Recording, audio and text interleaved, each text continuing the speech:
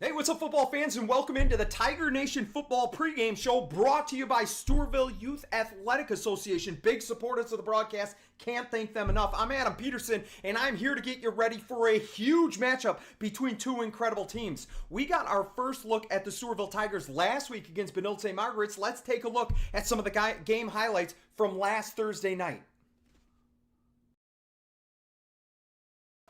And here is Wellick, and it'll be a handoff. The first man through. He is through a hole and up to the 40-yard line to the 42, 20 yards on first down. They'll send a man in motion from left to right, and they'll fake. Now they'll give it to Abdi. He's got a man in front of him, picks up one block.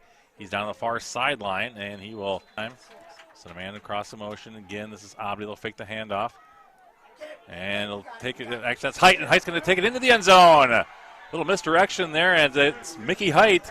They'll take it into the end zone for the touchdown. To the 15 to the 20. Down to the near sideline. And a nice open field tackle again right at about the 20-yard line. This time it's the Tigers returning the favor here on special teams. Go under center again, Will Myers. Nice play in the hole there, meeting him. Yeah, that's a great fill by Peyton there. Far side. The turn. And he fakes the handoff, and he's going to be sacked down at the 20-yard line. I think they were going to a big play here. Myers is back to pass. He's got time. Fires into the end zone. Garibaldi is picked off. Intercepted there, coming down the near sideline. And he's going to be tackled at about the 25-yard line, pushed out of bounds. And here's Wellick. Back to pass. He's looking.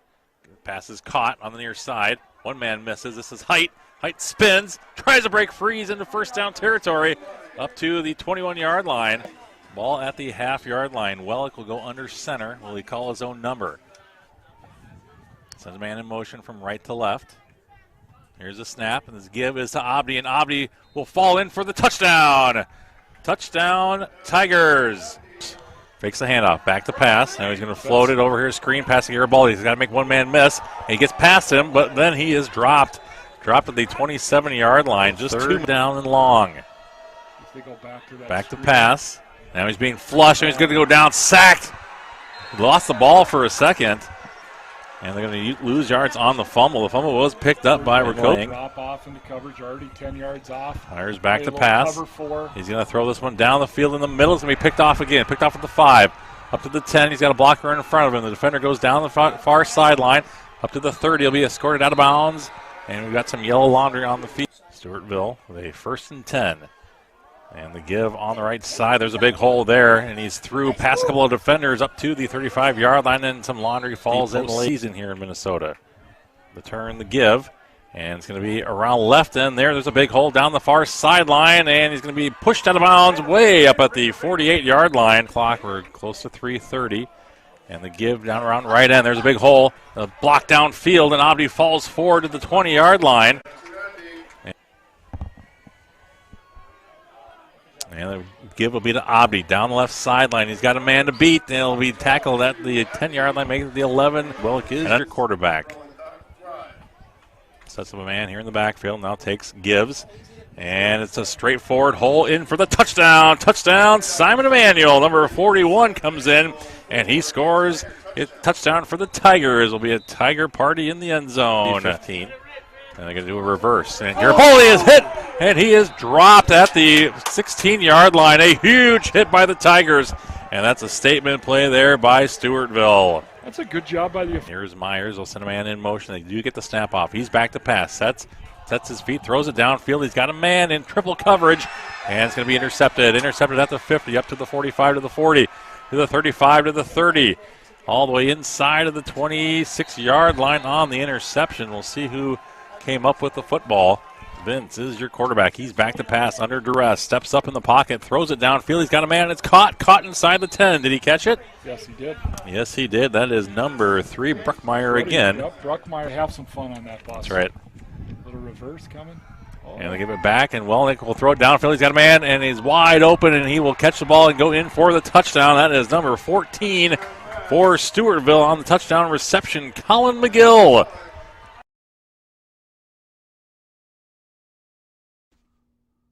Good start to the season on a win. You can't win them all if you don't win the first. That was number 29 in a row for the Stewartville football program, but now we will face a significant test at home in the season opener. It is going to be the two-time defending 3A state champion Stewartville Tigers. They're going to be welcoming 10-time state champions and the runner-up in Class 4A one season ago, the Totino-Grace Eagles, to town. Two of the top football programs in the entire state of Minnesota are squaring off tonight at Schaefer Field, and I am pumped to be getting you ready for this game. First up, the visiting team out of Fridley, Minnesota, the Totino-Grace Eagles, led by head coach Jay Anderson. By the way, big thanks to Coach Anderson for helping me out with the broadcast, getting information my way, the roster, so I can cover the Eagles to the best of my ability. Really appreciate that. So if you're an Eagle fan, go give him a pat on the back, Coach Anderson.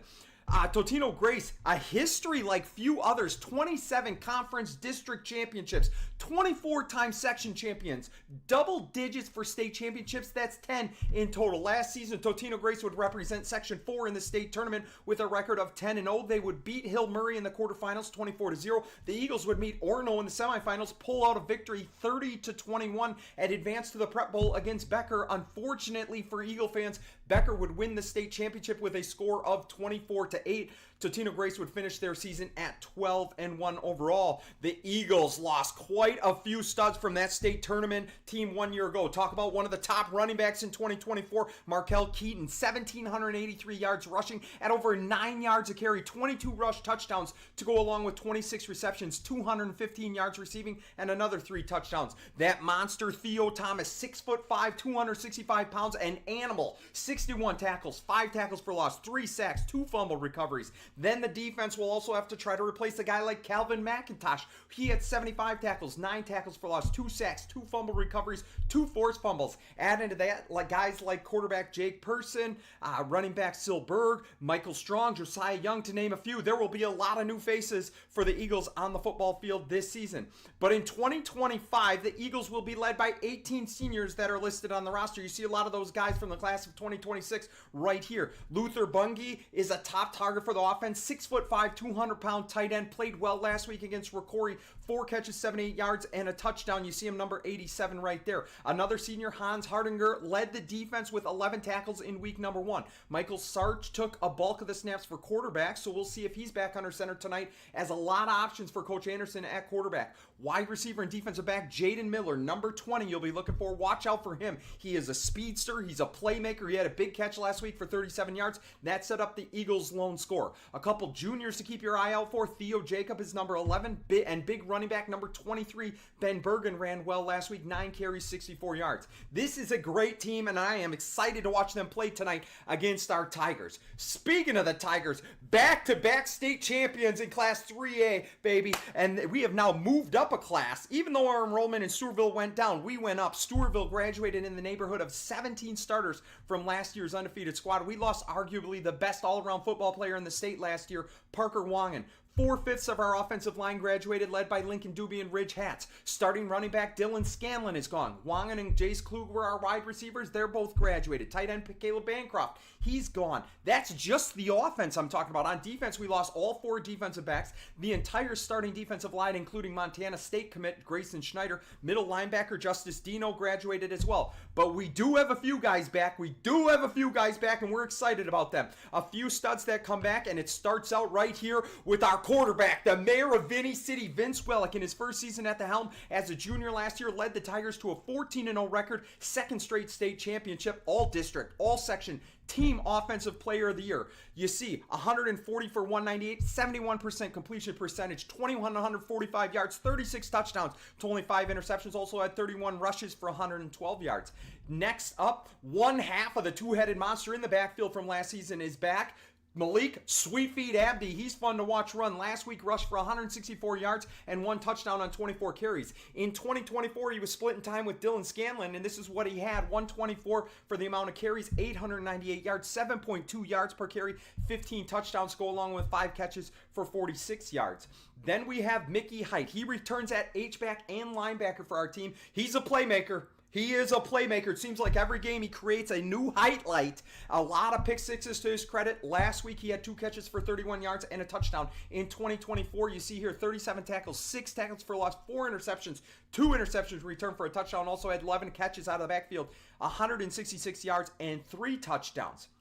We have another big time returner, one of the scariest linebackers in all the land, Zeke Spencer. This guy hits you, it feels like you were in a car accident. 86 tackles, 3 tackles for loss, 1 sack, 2 fumble recoveries, 1 forced fumble. Number 10 is a scary dude. We have some other new faces that made a huge impact in week 1 against Benilde St. Margaret. Yeah, Nolan Light, he had 2 interceptions, and then Karsten Rader had a pick as well. Eli Shy had the hit of the week in the entire state. Carson Goodman had 3 sacks. Peyton English played really well on both sides of the ball. Brody Buckmeyer led the team in reception. So a lot of good things hopefully to come for our Stewartville Tigers.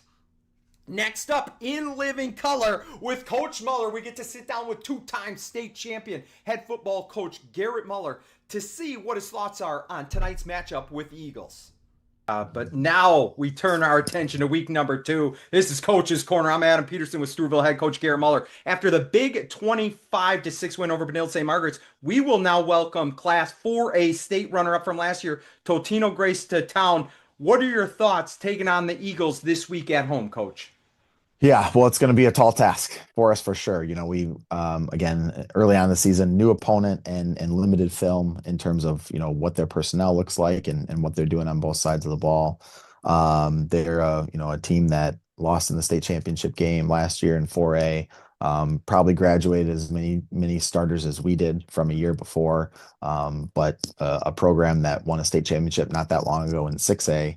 And has a great coaching staff and obviously a great culture in their program. So they're going to have the next group of guys just step up and ready to go like we do. So regardless of who they, maybe lost from last year's team, they got a lot of really good football players on that side of the ball. And, I would venture to say, they'll be as good or better than anyone we've lined up against the last 2 seasons. And so, and are going to be really well coached and in good position. So we're going to have to go earn everything on Friday night. But what an opportunity to have our home opener, on brand new Schaefer Field against a program like that. It's going to be an awesome way to kick off the home schedule for sure. Yep. Totino-Grace, they dropped their opening week game against Rocori, but some flashes of talent in that game. Tight end Luther Bungie had a big touchdown catch to bring the Eagles within 1 before halftime. Jaden Miller, big catch. Top defensive back for the Eagles. Ben Bergen is a big running back that's tough to bring down. Theo Jacob did some good things. Should be a big test, like you said, for our Tigers. What do you think are some things that we'll need to do better going from week 1 to week 2? Like, what are there some obvious things that we need to clean up to match up against, like you said, one of the toughest opponents we've faced in the last couple of years? Yeah, so week 1 to week 2 is always a really big transition, I think, for teams because it's you just had your first opportunity on the field. I don't think you really know what you got until you do it live for real on game day. And so, across the state, everyone's looking at, whether win or lose, how do we now go about getting better and improving for the next week. And I think the teams that do the best job of making those adjustments week 1 to week 2 are going to go on to have a pretty good season. And so it's always the biggest week of adjustments, I think, because you played your first game and now you know where you stand. And so big things for us, on the offensive side of the ball. When we struggled on Thursday, it was like first steps, assignments in the run game, making sure in the pass game we're on point with kind of assignments and route combos and just finishing some plays. We missed 2 or 3, in the passing game on Thursday that I know Vinny and the wide receivers would like to have back because either we were open and just missed a throw, by a foot or 2 or off the hands and stuff like that. So going to need to clean up some things there in the passing game to be successful on Friday because we're going to need both, on the ground and through the air. And then defensively, I thought we tackled really well Thursday night, but they're going to present a challenge up front. They're going to be really good on the offensive line, some big bodies, and they're a team that likes to run the ball first, I think, as well. Really good in the play action game. So, eyes in the back end are going to be really important that we match up with routes and we don't get caught kind of looking at the wrong thing and get beat in play action.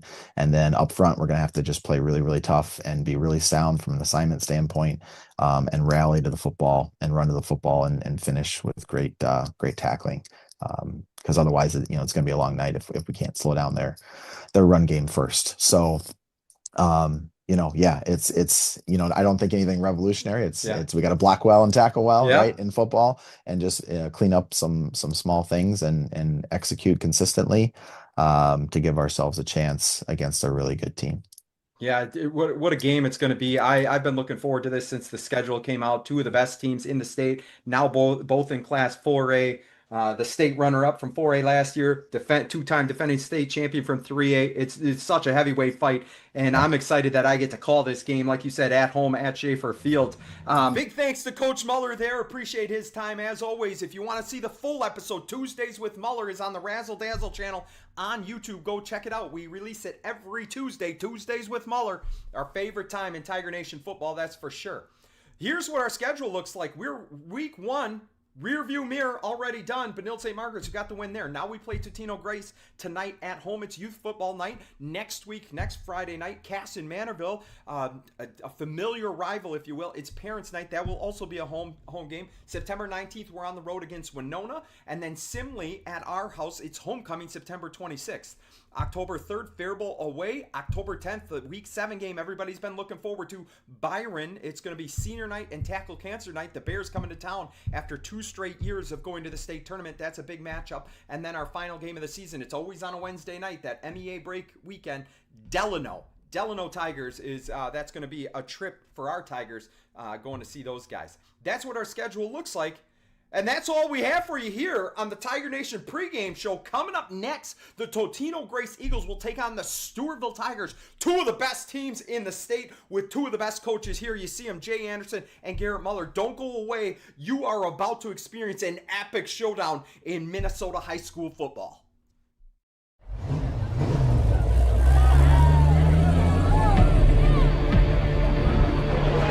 Two teams, and they are confident. Really confident, and let's see who blinks first tonight. I can feel it coming in the air tonight. Oh Lord. Give me everything you got. It's game time.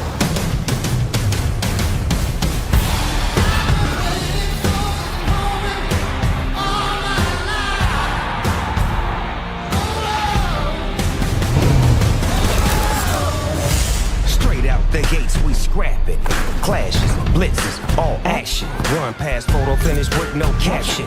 Mano y so what's happening? Let's get it cracking. I'm in the trenches, stomping the yard. I came, I seen, I start, I rain, I ball hard. Hit it.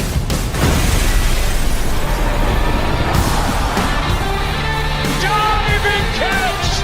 Wow! Sideline! Touchdown! Unbelievable!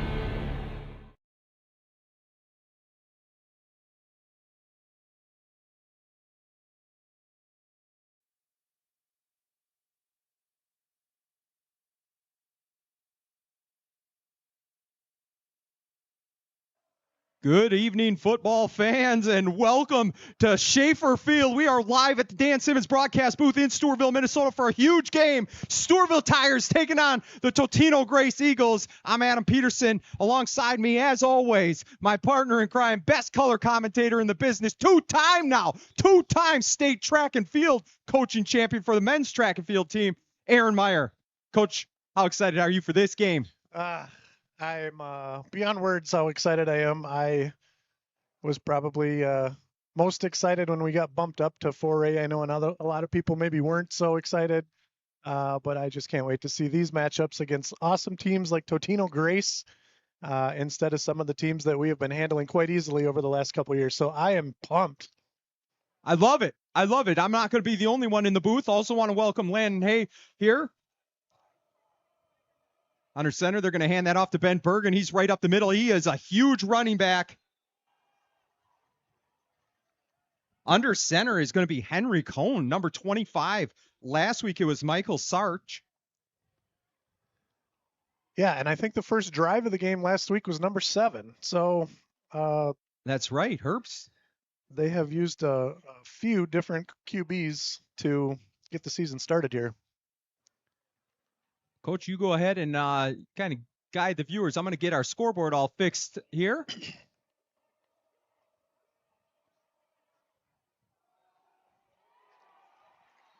So much different on that one. First play of the game, they used an I formation. They went wings on this one without the fullback leading the way, and we saw that Stewartville found the gap and met the running back right in the hole. We're going to see a lot of 23 tonight. I have a hunch. That's Ben Bergen. Yeah, he's a big boy. 9 carries boy. for 64 yards last week, 7.1 yards per carry. They like to get him out on that wing spot and then bring him around in motion, get him outside. They didn't have as much success running in the I formation. Here you see him split wide. Number 44, Fua Tamalolo. That's going to be a sweep to Theo Jacob. And great play there by Peyton English. He drops him for a 7-yard loss. The ball came loose, but I think he was already down.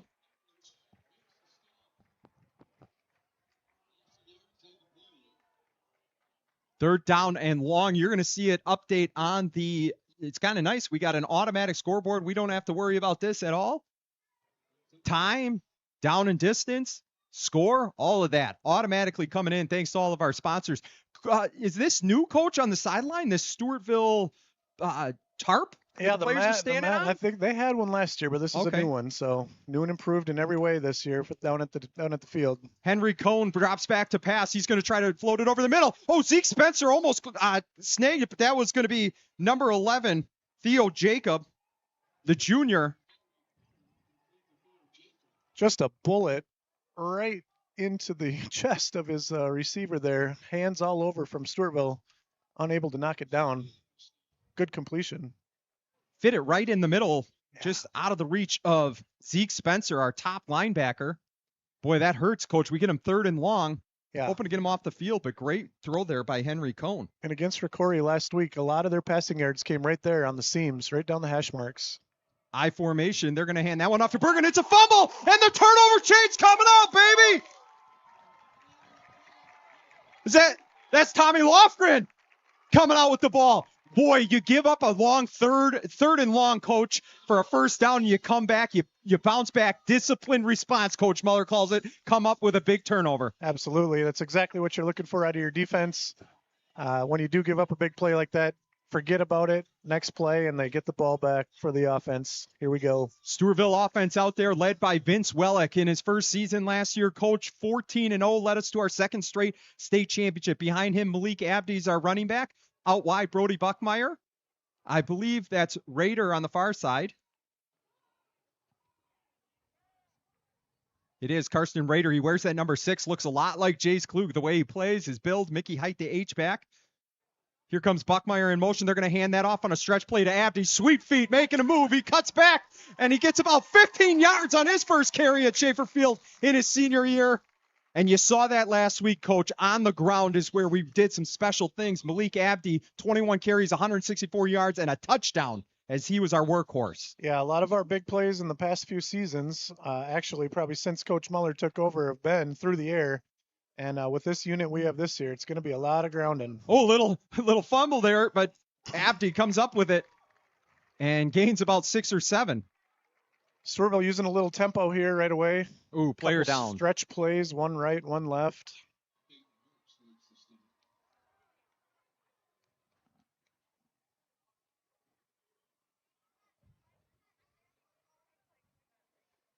Coach, 2 teams really similar to one another. You look at these 2 programs, both ultra successful the last couple of years, but both graduated a ton of talent. You've talked about this before in terms of, rebuilding and, how do you reload sometimes? We lost a lot of great talent, Coach, as did Totino-Grace. We talked about it in the pregame show. As a head coach, what is something that you think about when you're, graduating the players that we have? Yeah, I think a lot of times you kind of know as the coach when you're coming when you're watching your program, you're watching your C squad, you're watching your JV, and you kind of know who those next player ups are going to be. Yeah. So you kind of have an idea, but until they actually get in there and do it, you just don't know how successful they're going to be. So I have a hunch that the coaching staff kind of knew who was going to fill the shoes of some of our superstars from last year. But I was kind of laughing. I don't remember who I was talking with, but when you lose, we'll just use Parker as an example, but Parker Wangan was your kicker, your punter, your receiver, your defensive back. And so it's almost like you're probably not going to find one person that's going to do all of those things. So now you're looking for 4 people or 3 people to try to replace, someone as talented as Parker. Yeah, you talk about one of the best players in the entire state. That's Parker Wangan. But I have a hunch tonight. We'll see. For those that watched last week, we found people that can do the jobs, and that's my favorite thing, is to just see who is that next player up.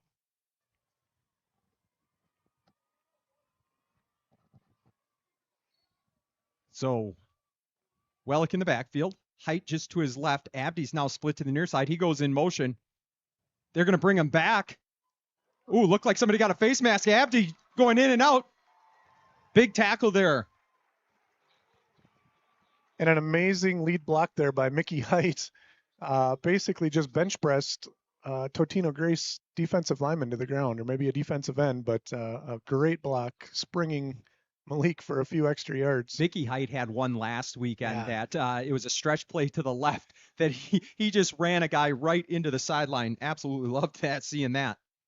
I mean, when you got Zeke Spencer and Mickey Height out in front of you blocking, you even add Peyton English sometimes in that tris formation, I could probably pick up a first down every now and then, Coach. Well, and if we're being honest, those two that you just mentioned might be bigger than Carson Jansen, our right tackle. When you look at pound for pound, like they probably do way more than Height goes in motion. It's going to be a quick hitter over there to Raider. Slipped. New turf here. New grass, should call it. It will be interesting to see if that's a thing, if we do have people sliding around a little bit. I talked to Coach Muller when I went down there pregame, and he said the field is really solid. So he was very pleased with everybody was pretty happy with it so far. So that's great news. Yep. Wellick in the backfield. Abdi right behind him, far side. Going to be 2 wide receivers right up the middle. And they're just churning yards out on the ground, Coach. Yeah, one of my favorite things, watching Malik run the ball, you'll watch it. If you just pay attention, you will see him literally put a foot in the ground, and then he accelerates off of that cut. He's so good at it.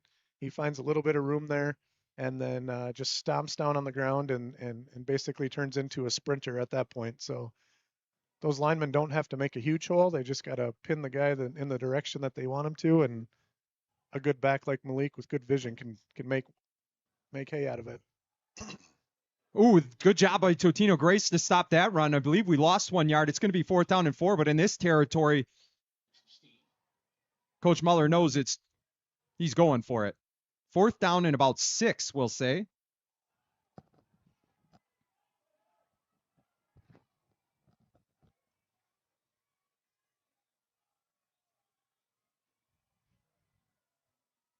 Wellick looks over. Got plenty of time, and we run that no huddle.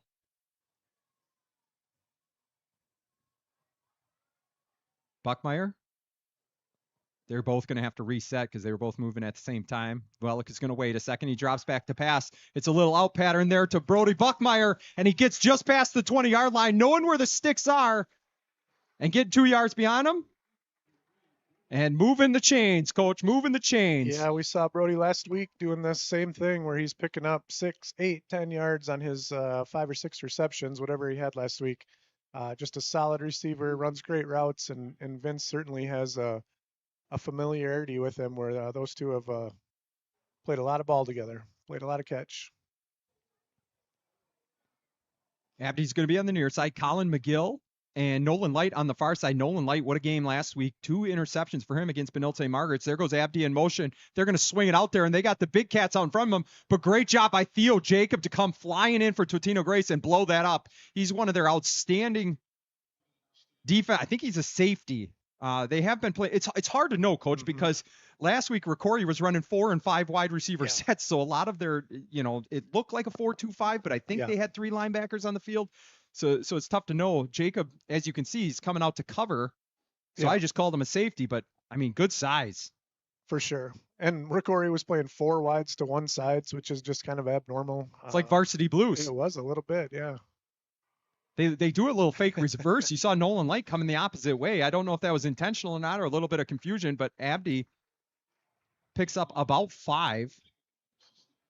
And actually a good job by Nolan Light to not hit anyone. I think one of the newer rules in high school football is when you're coming from the outside and heading into the line of scrimmage, we used to call it a crack block. Oh, sure. You're not allowed to do that anymore. So he did a good job of just politely stepping out of the way or just getting in the way, rather than knocking somebody down.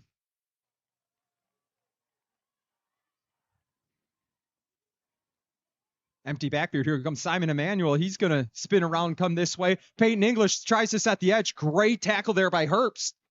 You talked about number 7 being under center last week. Well, he's also one of their top safeties.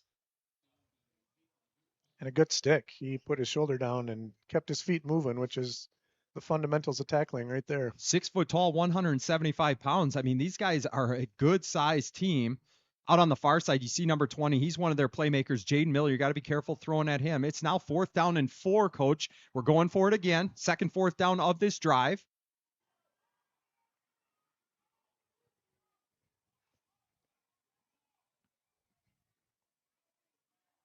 So Emmanuel next to Wellick. Tight end Zeke Spencer on the left side. Wellick's going to roll out to the right. Good job there by Simon Emmanuel to give him a little bit more time. They're coming on fast, and Totino-Grace takes Wellick down at the 15-yard line, and it's going to be a turnover on down. So first drive for each team, back-to-back turnovers. Totino-Grace fumbled. We gave it up on downs. Coach, just trying to get a feel. I mean, this is what's going to happen this year with 4A teams that we're playing. They're a lot better. It's going to be a lot of competitive games, which is fun for us. But I don't think Stewartville fans are used to this. We're playing really, really good programs. Absolutely. And it's not just a 4A team. This is a powerhouse from years past that used to play 6A and win the state title in the 6A. So they're playing 4A this year. But if you look at their history, they have multiple state champions, 20 different times that they've been to state, and they just kind of dominate their conference year after year. So it's a real good team that we're facing tonight. They pick up 7 on first down there. For the defense, Carson Jansen, Eli Shy on the defensive front, Cody Carlin, and 55. How about them not having rosters for us, Coach? Yeah, Can you believe we're it? a little bummed. I was not able to make it to the Benilde St. Margaret game last week, so I tuned in and was giggling a little bit when I tuned in because the players' names that the announcer was using. Oh, yes. It was our C squad roster, Yes. I believe, or maybe our 8th grade roster, but the names were all wrong. And it took me a while to realize that, yes, I am watching the right game. But now I kind of know, and I don't blame that guy at all for having a hard time with names. So we're going to do our best here, but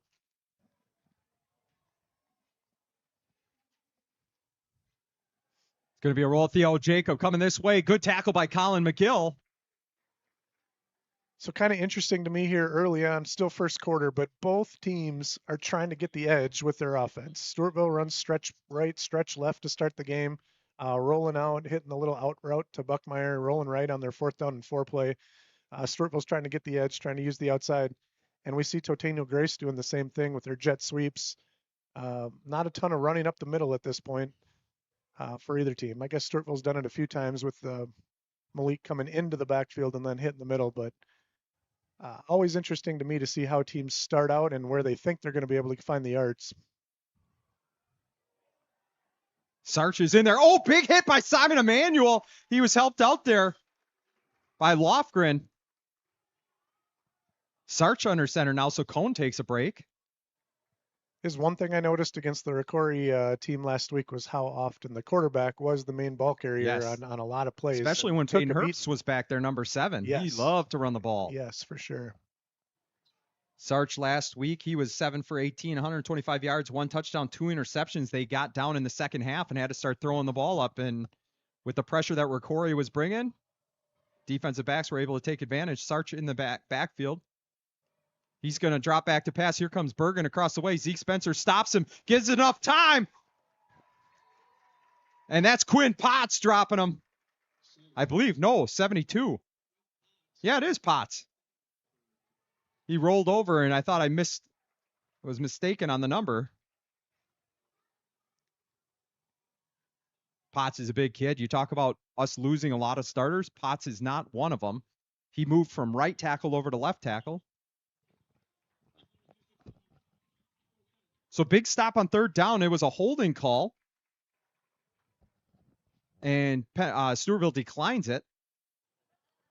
We got to give credit to the secondary there. The defensive line did a great job of staying after the QB, but as the QB was stepping up, there was nowhere for him to throw the ball, and he had to eat it. Duncan Schutte back to punt. He's got a good leg. He gets a lot of airtime on his ball, allows his defenders to get down there, and Rader does a good job. Just fair catch. Maintain possession. Pretty good field position starting at our 38-yard line. I would imagine we're probably going to go back to the run. You see Abdi going out there.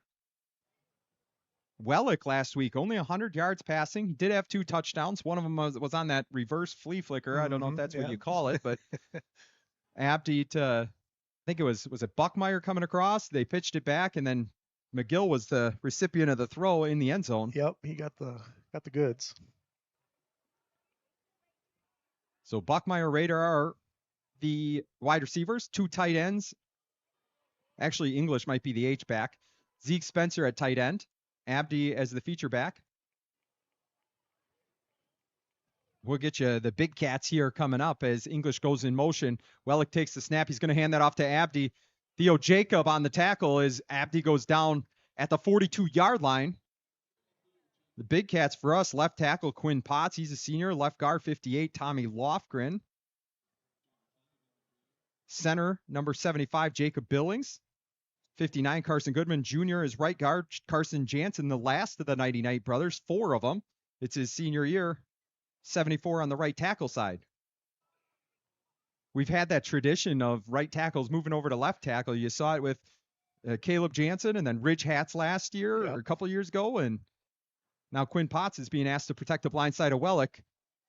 English sets a block. But good job, good fill there by Totino-Grace. 21, Van Volker.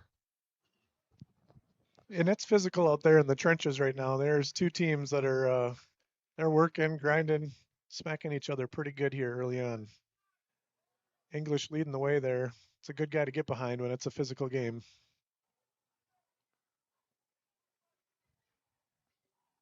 So we got a first down here, right at the 47-yard line of Stewartville.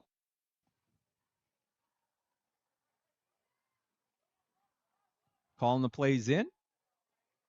At least they don't have to run over to the sideline. The other team has been running their quarterback to the sideline. Wellick's going to take that. Here comes kind of the counter with all the, oh my God, Mickey Hike just blasted some dude.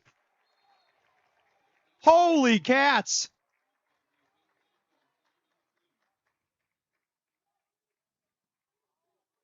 Mickey Hite just rolled right over him, Coach. A little counter play with guard and Mickey Hite coming at you. That's, like I said, it's getting physical, and he's loving every minute of that.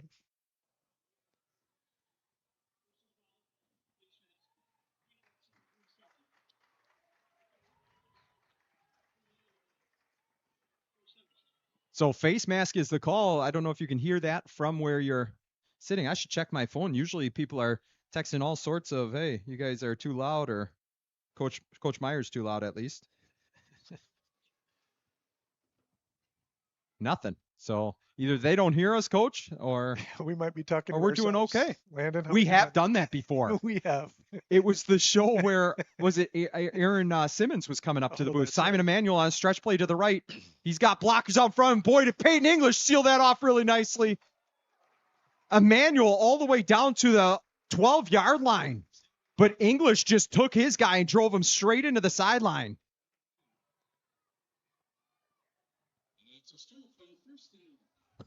Well, 41 seconds to go.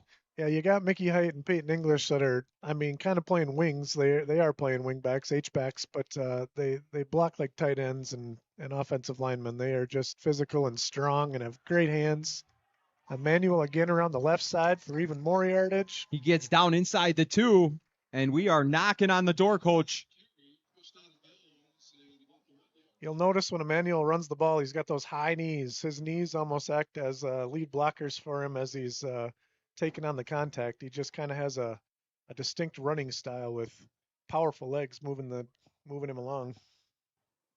How about this, Coach? First piece of feedback I just got, we asked for it. First piece, they said, hats off to the cameraman, doing a great job. That away, Landon. Golly. Emmanuel right up the middle, following the Big Cats, barely touched as Stewartville's going to score that one.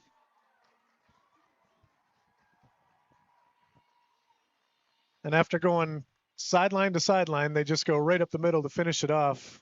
The offensive line doing a tremendous job on that drive.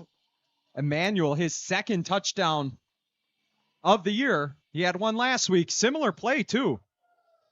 We had our first replay there, Coach. I don't know if you caught it. The razzle-dazzle replay. Yeah. I had to duck out of that volleyball game a little early to get the little one home for some supper and bed. Sure. And I got to listen to you call the volleyball game last night. And Boy, when was I that saw exciting. The razzle-dazzle replay, that brought a big smile. Josie to my laughed. face. Was she watching? She was, Still at the game. Okay. Yeah.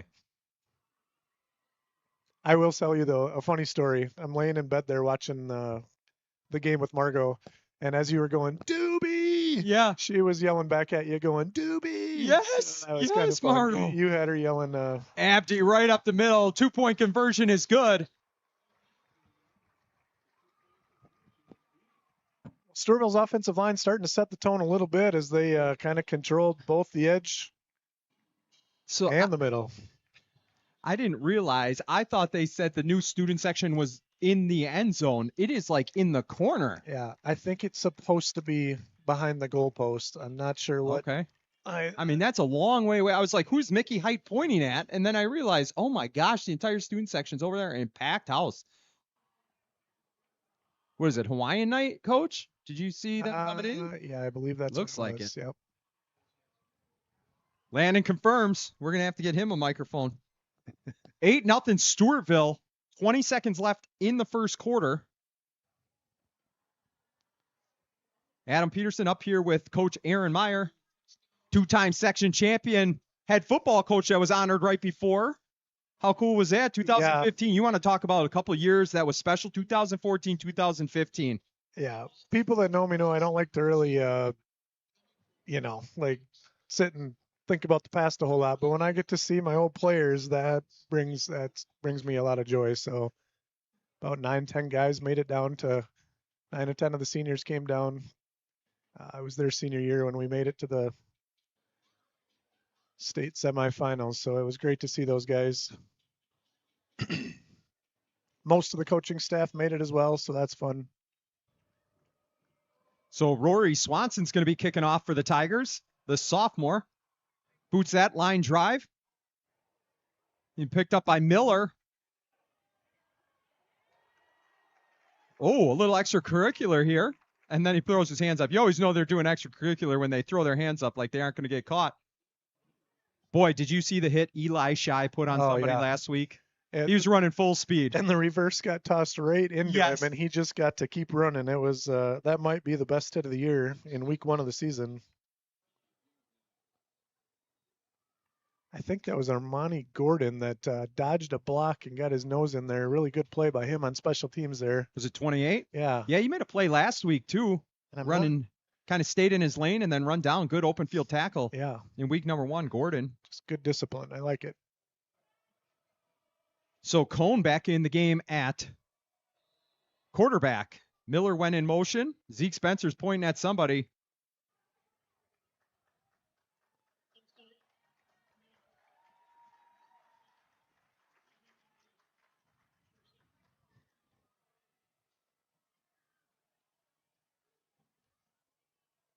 So false starts a call. They're going to move him back 5 yards, first down and 15 at the 20-yard line.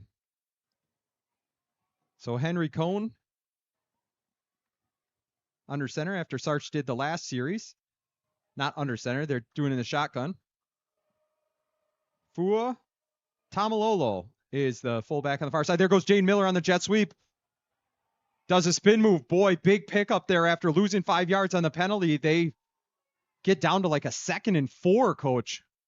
They love to do that. The jet sweeps. They love to do the double wing, send them in motion, Bergen in motion. I think they like to get outside. Not a lot of success last week against Rocori running up the middle. Where they found their best results was around the edge. Exactly. Yeah, right off of that wing, and that jet sweep was probably their best play last week, besides their deep balls that they were hitting. But they seem to like that edge rushing. So 8-0 here between the first and second quarter. Looking forward to another outstanding season, but what we are looking forward to most, Coach, is there's going to be a lot of unfamiliar opponents that we have to scout before we call these games. We got Simley coming here on homecoming, but then 2 familiar foes, Cass and Manorville Byron. You talk about big rivalry games. Both of those are going to be played at Schaefer Field. Really no off week the entire season. Yeah, and that's probably what I find the most intriguing as now just a football fan and a color commentator, but it's going to be fun when every week is a dogfight, and these guys are going to have to work hard. We're going to have to work hard and doing a little research, and Lord knows you'll do more research than any of. I mean, I might do a little bit. I should really work. People, what do we got here? 2, 4. Yeah, 6, I don't want to. I don't even want. The font is larger though. I'm getting older. The font is larger. We got a dozen different sheets of paper. Yeah. I don't even know what half of them just so everyone knows, all the graphics that you're seeing, this is Adam at work. Oh, geez. Putting stuff together and making it look sweet for everybody at home. So super cool stuff. Yeah, I mean, we could just. I mean, look at this. You got Malik Abdi out there. He's a running back, huh? Jeez.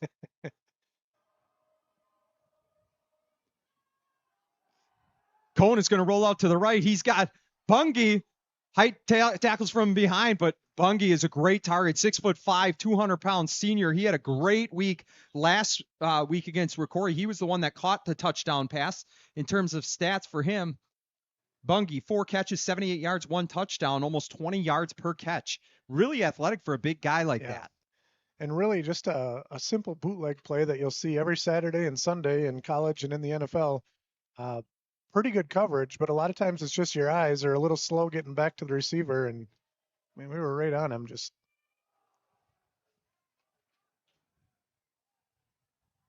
boy, about 20 people in a pile there. And that's one of the first successful runs up the middle that we've seen from Totino-Grace so far. Yeah, Coach Muller, and maybe you'll agree, says the biggest adjustments or biggest teaching lessons or the biggest improvements usually happen between week 1 and week 2. Absolutely. The rain is starting to come down here, Coach. Ooh, little elements. We like that. That's all right. Landon probably feeling pretty good being up in the booth now, huh? We're dry up here. So Cone. Here comes the jet sweep to Theo Jacob. Oh, great job by Buckmeyer to push him out, stringing along. Here comes Peyton English flying, taking people out on the sideline. And Jacob, with that carry, moves it to about 3rd down and 4. Yeah, you got a lot of athletes over there between Ben Bergen. Crystal actually texted me. She said, 23 just walked by me. The guy is huge. I said, that's their running back. Yeah. So she got it up close. Look, he is a monster. I said, yeah. He's a big dude. He's hard to tackle, but last week you saw that. Yeah. You got him. You got Bungie, the tight end. Jaden Miller's fast, but then Theo Jacob has got both the athleticism and the size. Yeah, it's a big team. Cone sends Bungie tackle there by Carlin, but I think they're going to mark him. Apologize, that was Bergen in motion. I was just talking about Bungie, the tight end. Are they going to give it to him? He's trying to say. Slim's got his chain crew moving, so they must have waved him up. Oh, goodness. Interesting there. It looked like they were actually reading that jet sweep QB ISO, whatever you want to call it, but it looked like the quarterback was actually reading on that if he was going to give it or keep it. I kind of thought it was just a called play on the previous plays they've run that. That handoff is to Fua. Cody Carlin's there, as well as Peyton English. Whole host of Tigers. Tomalolo on the carry. And it's going to be 2nd down and 9. With the rain, maybe it comes down to who's got the better running game. Yeah, it might. And especially with Bergen being as big as he is and hard to tackle, I mean, I think it's a coin flip, Coach. They got a great running attack. They got a lot of different options to hand off to. You just saw Tomalolo able to carry it up the middle. I know he only got a yard, but it's another option that you got to keep your eyes peeled for. Here's that double wing back. They like to send him in motion, sometimes run a counter coming back the other way. There's Tomalolo, and he's met in the middle.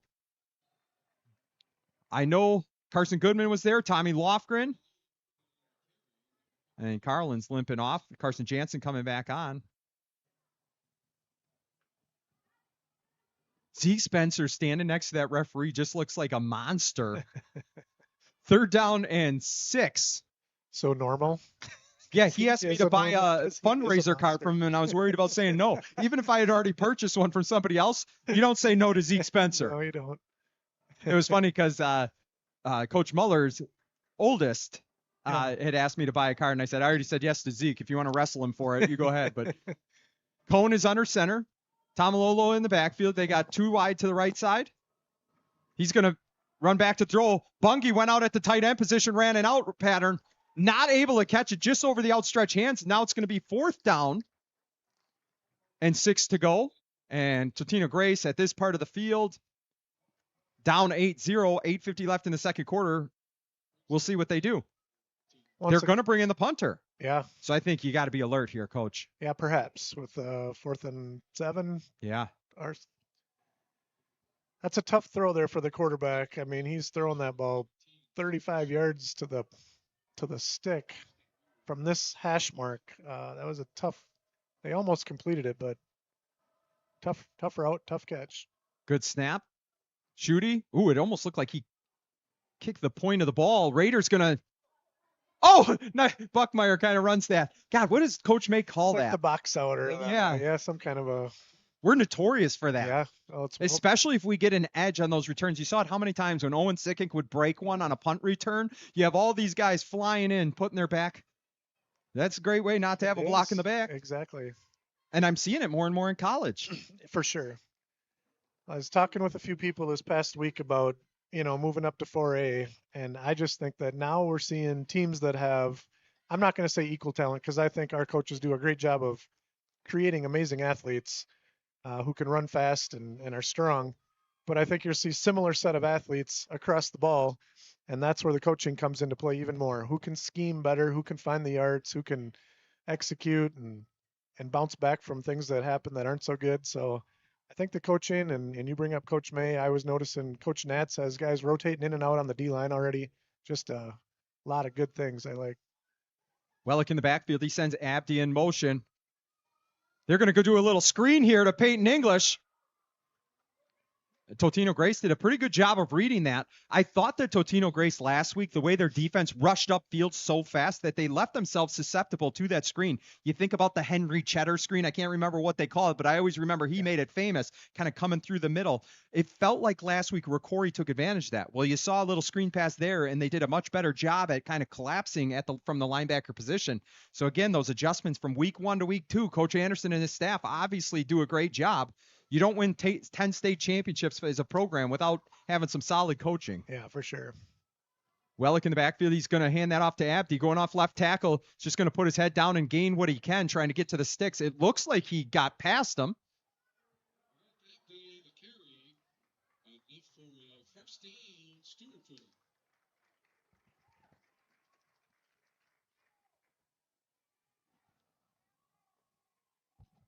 The chains move just under 8 minutes.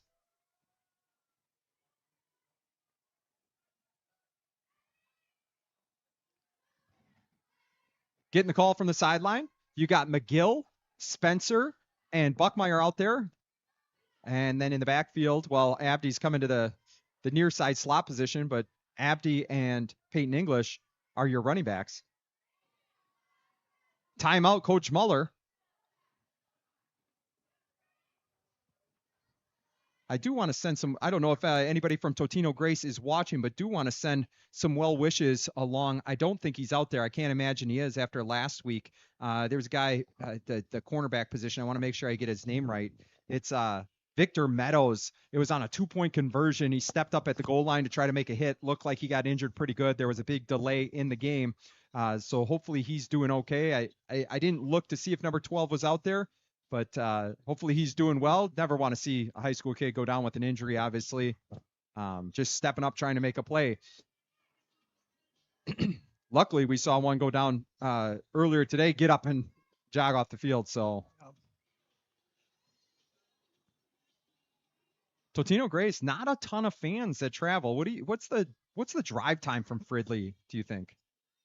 Jeez. I don't even know. If Dan Simmons was up here, he would have the route Oh, yeah. and the time. And the plan B in case there was Yes, construction. and he on the probably way, knows somebody that lives in Fridley that he could stop and get a burger with if he needed to.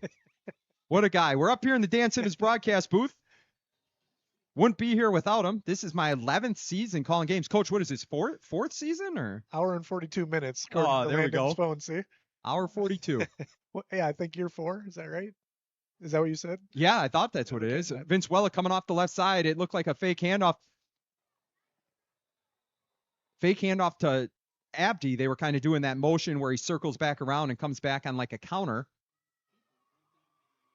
Doesn't get much. Maybe a yard. It's going to be 2nd down and 9. 7:10 to go.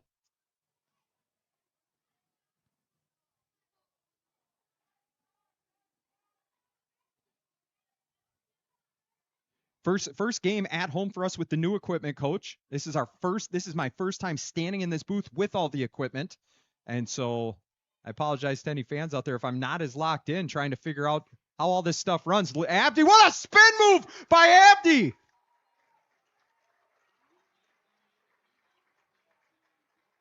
Well, able to find a crease on the right side, and then you saw Malik's athleticism there and the ability to I missed his spin, Coach. Balanced and amazing.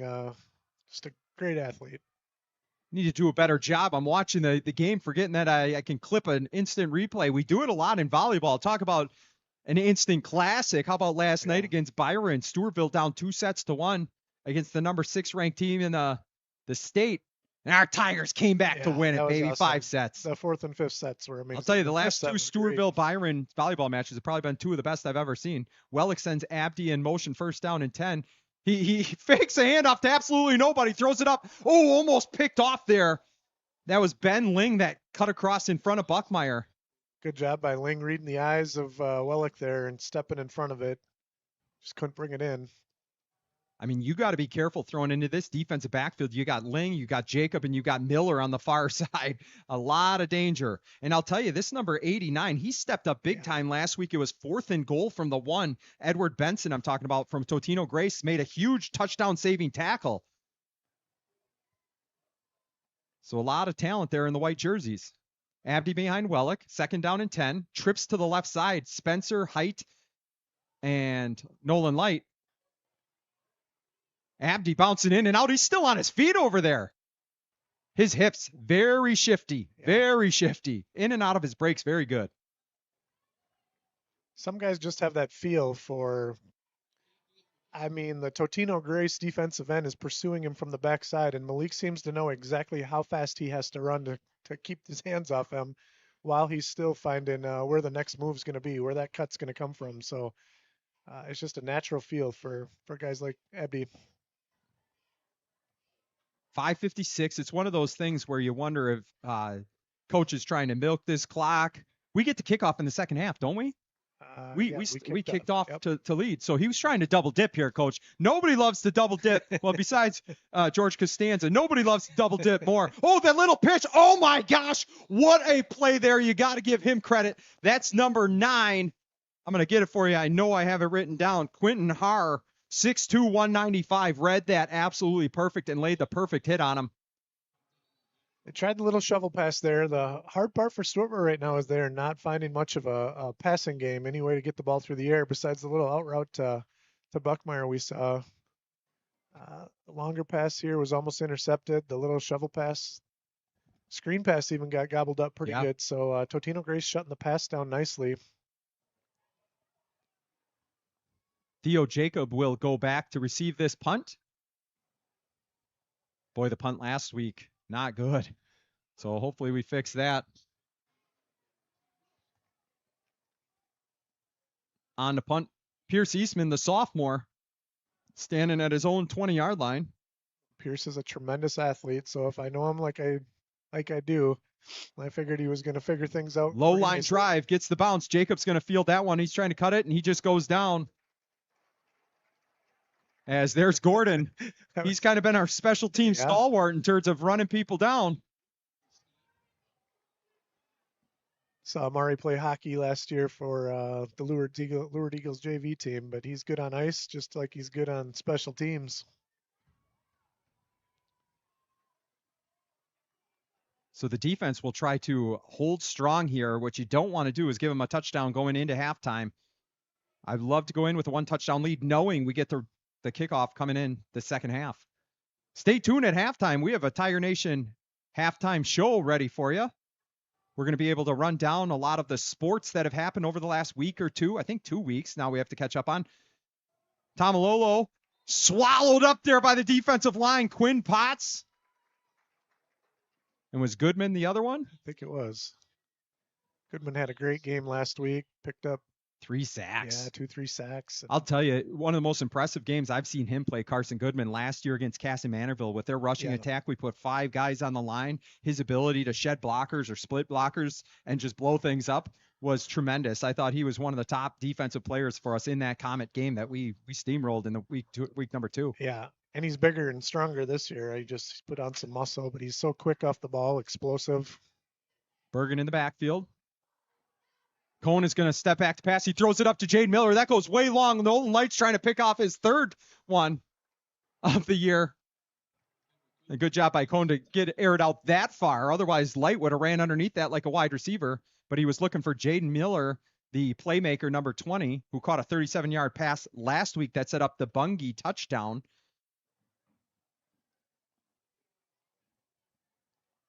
I mean, we're seeing teams that are matched up in size and speed against us. When you look at this is a big team. Even their skill guys are big. I was listening to one of the previews, and I know that their quarterback from last year graduated, and Coach Anderson said, we got as many as 7 guys trying out for quarterback. Oh, wow. 7 guys. We've seen 3 we've seen over the last 2 weeks. Left tackle jumped. He knows it, too. Some people would call that a luxury, but a lot of us know that if you don't have the one guy who's ready to.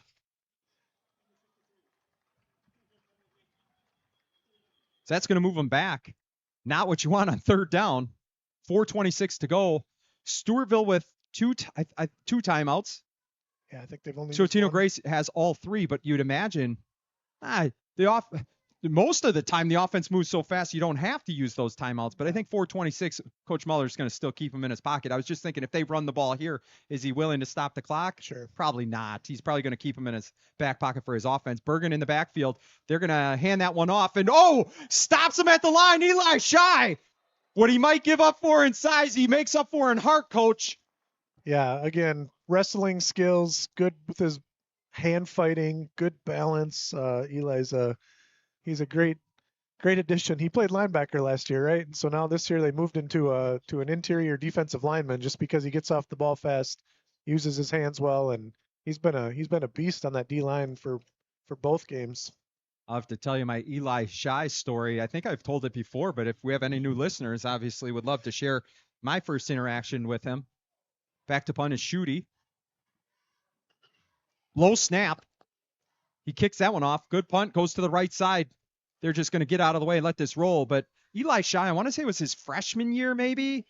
It had to be freshman, no more than sophomore. But anyway, I was calling one of their wrestling matches, and he was going up against a state-ranked guy. I mean, the guy, I can't remember who it was, but just Eli was going out there for like his 4th varsity match. And this kid kept getting Eli in bad positions on his back, and Eli refused to quit. Never got pinned. It was a tech fall. Never got pinned. I saw him probably 3 days later in Subway here in Stewartville, and I had to walk up to him and say, I don't care about the result of that match. I learned a lot about you, just the way you fought. A lot of kids would just give up, just lay down. Oh, this guy's good. He's going to beat me anyway. Eli Shai never gave up, and you see that with him on the football field. For sure. So just love that mentality, just that never back down. That's going to be a handoff to Abdi. He's going to try to cut it outside. He breaks the tackle, and now he gets caught from behind by Theo Jacob, but big pickup there by Malik Abdi. Good job finding a little room on the left side. Again, breaking one tackle, and you saw how close Malik was to taking that to the house. Boy, you thought he was going to get gobbled up 2-3 yards past the line of scrimmage, and he was on his way. 3:22 to go. And not having a ton of success through the air, they might have to ramp it up a little bit quicker than they normally do, just having to move the ball on the ground. Wellick rolls out to the right. Abdi does a good job blocking. He throws that up. He's going to try to go to Buckmeyer, who comes back for it. Did he get his hands under it? And they're going to say no. Well, the reaction from Brody there means he feels like he had that. We're going to see it here. It's tough to tell. Tough to tell. Pretty good there. I mean, Vince is rolling right, throwing across his body to the left, but a good job for him to make sure he got it far enough to the middle of the field where there wasn't as much danger. I was a little nervous as he let it go, but he got it where he needed to. So 2nd down and 10, 3:04 to go. Wellick in the backfield with English and Abdi. On the near side is going to be Rader and Buckmeyer. There goes Abdi again. Spins his way. It's going to be about 3rd down and 4, maybe. I think he picked up about 6. Yeah, good job by the O-line. I don't think anybody touched him until he was 5-6 yards there. That was very nice. Stewartville leads 8-0 after that Simon Emanuel touchdown. And they're going to try to put some more points on the board. 3rd down and 5, we're going to call it.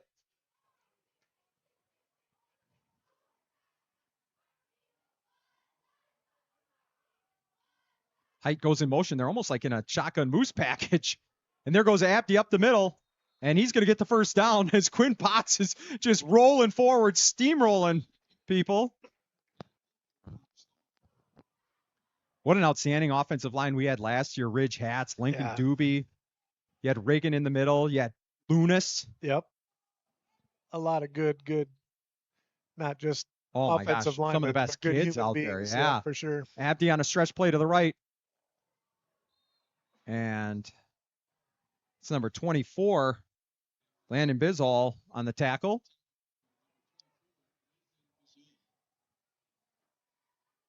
Simon Emanuel comes in now, gives Malik a break. 1:51 to go. Not a lot of urgency right now for the offense. The clock ticking away, but they practice this. Yes, they do. They know exactly what they're doing. Especially Wellick. He's been in this situation. Yeah. Sends English in motion. Now Height in English to the left side. Simon Emanuel's going to take that handoff. He's going to just follow the big boys up front. He jumps over a guy. You talk about his high knees. He made a good step there.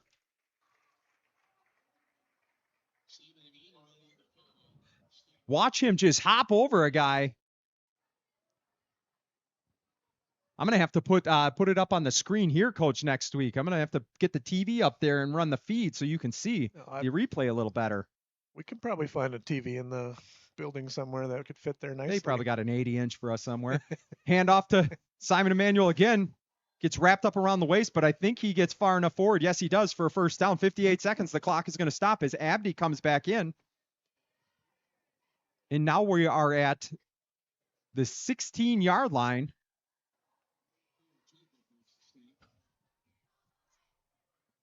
Well, with 52 seconds left, 2 timeouts, they can still run the ball if they choose to, which they probably will. It's been the most effective way to move the ball at this point. Oh, a bad snap, and that's going to be just jumped on by Wellick. I'd imagine Muller's going to use a timeout. He is. 36 seconds to go. Not raining, but I imagine the field is a little damp. I've always found in the last 10 years of knowing Coach Muller that this is where he's at his best. When he gets to have all the guys around him right now, he gets to talk about the situation. here's what they're doing. Here's what I think we like. And I just think there's so many times where I've been either standing next to you calling the game or standing down on the field when he calls the play, that this is a point where good things tend to happen. Do you think they stay on the ground here, Coach, or at some point you got to go through the air, you'd imagine? Yeah, he might call 2 plays here. You never know. Like just kind of, with 36 seconds left, I bet they'll dial up a pass play here if I had to guess. Maybe a screen, and if it gets tackled, use that last time out.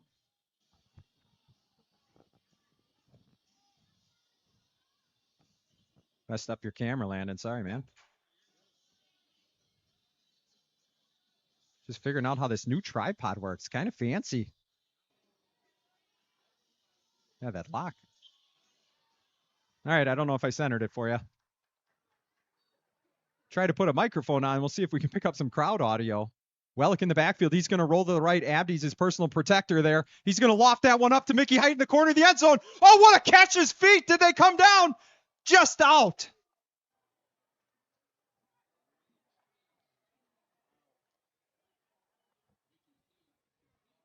That was close in the corner of the end zone. Height makes a great job to go up and get it, but pushed out.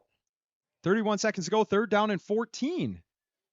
Rory Swanson over here, the sophomore, warming up for a field goal. You wonder what his range is.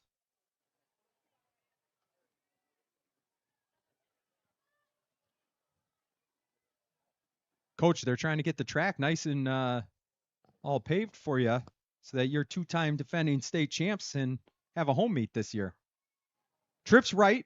Wellick in the backfield. Abdi comes in motion. They're going to fake the handoff. Here comes the middle screen. That's Zeke Spencer. Oh, he gets tripped up. AJ Latch. And Coach Muller uses his final timeout on 4th down, 21 seconds to go. Boy, that was set up pretty nicely, Coach. That was your wide middle screen that you always liked from Henry Cheddar, done in a little different way, using Zeke from the tight end spot, but same play essentially. Yeah, it was there. Yeah, just a shoe tackle by Latch, and otherwise Zeke Spencer's going another 10, 15 yards probably. And I think, he did a good job of tackling low, where that's probably the best way to get Zeke down is to hit him down around the knees. Yeah, it's almost like trying to tackle Bergen. Yes, Don't tackle him waist up. Yeah. Well, they ran Bergen on the first play against Ricori, and I was like, is that Derrick Henry? Yes. Like, he yes. just looked massive running the jet sweep from his wing spot. But 21 seconds to go, 4th down and 8. What's the call here, Coach? You're going to roll Wellick out? And yeah, they probably have 2 or 3 of their favorite pass plays, and they'll go to one of those that they like. They've probably been working on it all summer long, and tonight's the night they got to get it. So I know the scoreboard says the 11-yard line. It's more like the 13, almost 14-yard line, so that would make it about a 30-yard field goal. And Swanson's still on the sideline, so. Yeah, talking to Coach Hain and Coach Muller, I do believe that Swanson, had never really kicked before this year. Oh, is that right? They kind of had an open tryout, and he won the job, just proving that he could get it through on extra points. But I'm not sure what they trust him on field goals, how far back he can go. So on the near side, you got Buckmeyer and Rader. Wellick is going to roll out to the right. He's going to throw that one to Buckmeyer. It's incomplete. 15 seconds to go, and we're going to turn this one over on downs as well. Second time that we've gotten down into the red zone and turned it over on downs, just unable to finish in the end zone. But great job by Totino-Grace. Bend, but don't break. A lot of times our philosophy on defense with that gold rush, right now we just have to avoid giving up a big play. You don't know if Totino-Grace is going to sit on this or if they will try to take a shot, maybe to Jade Miller, a long pass or something. I know last week what they ran is Theo Jake. Oh, they're just going to kneel it down and go into halftime.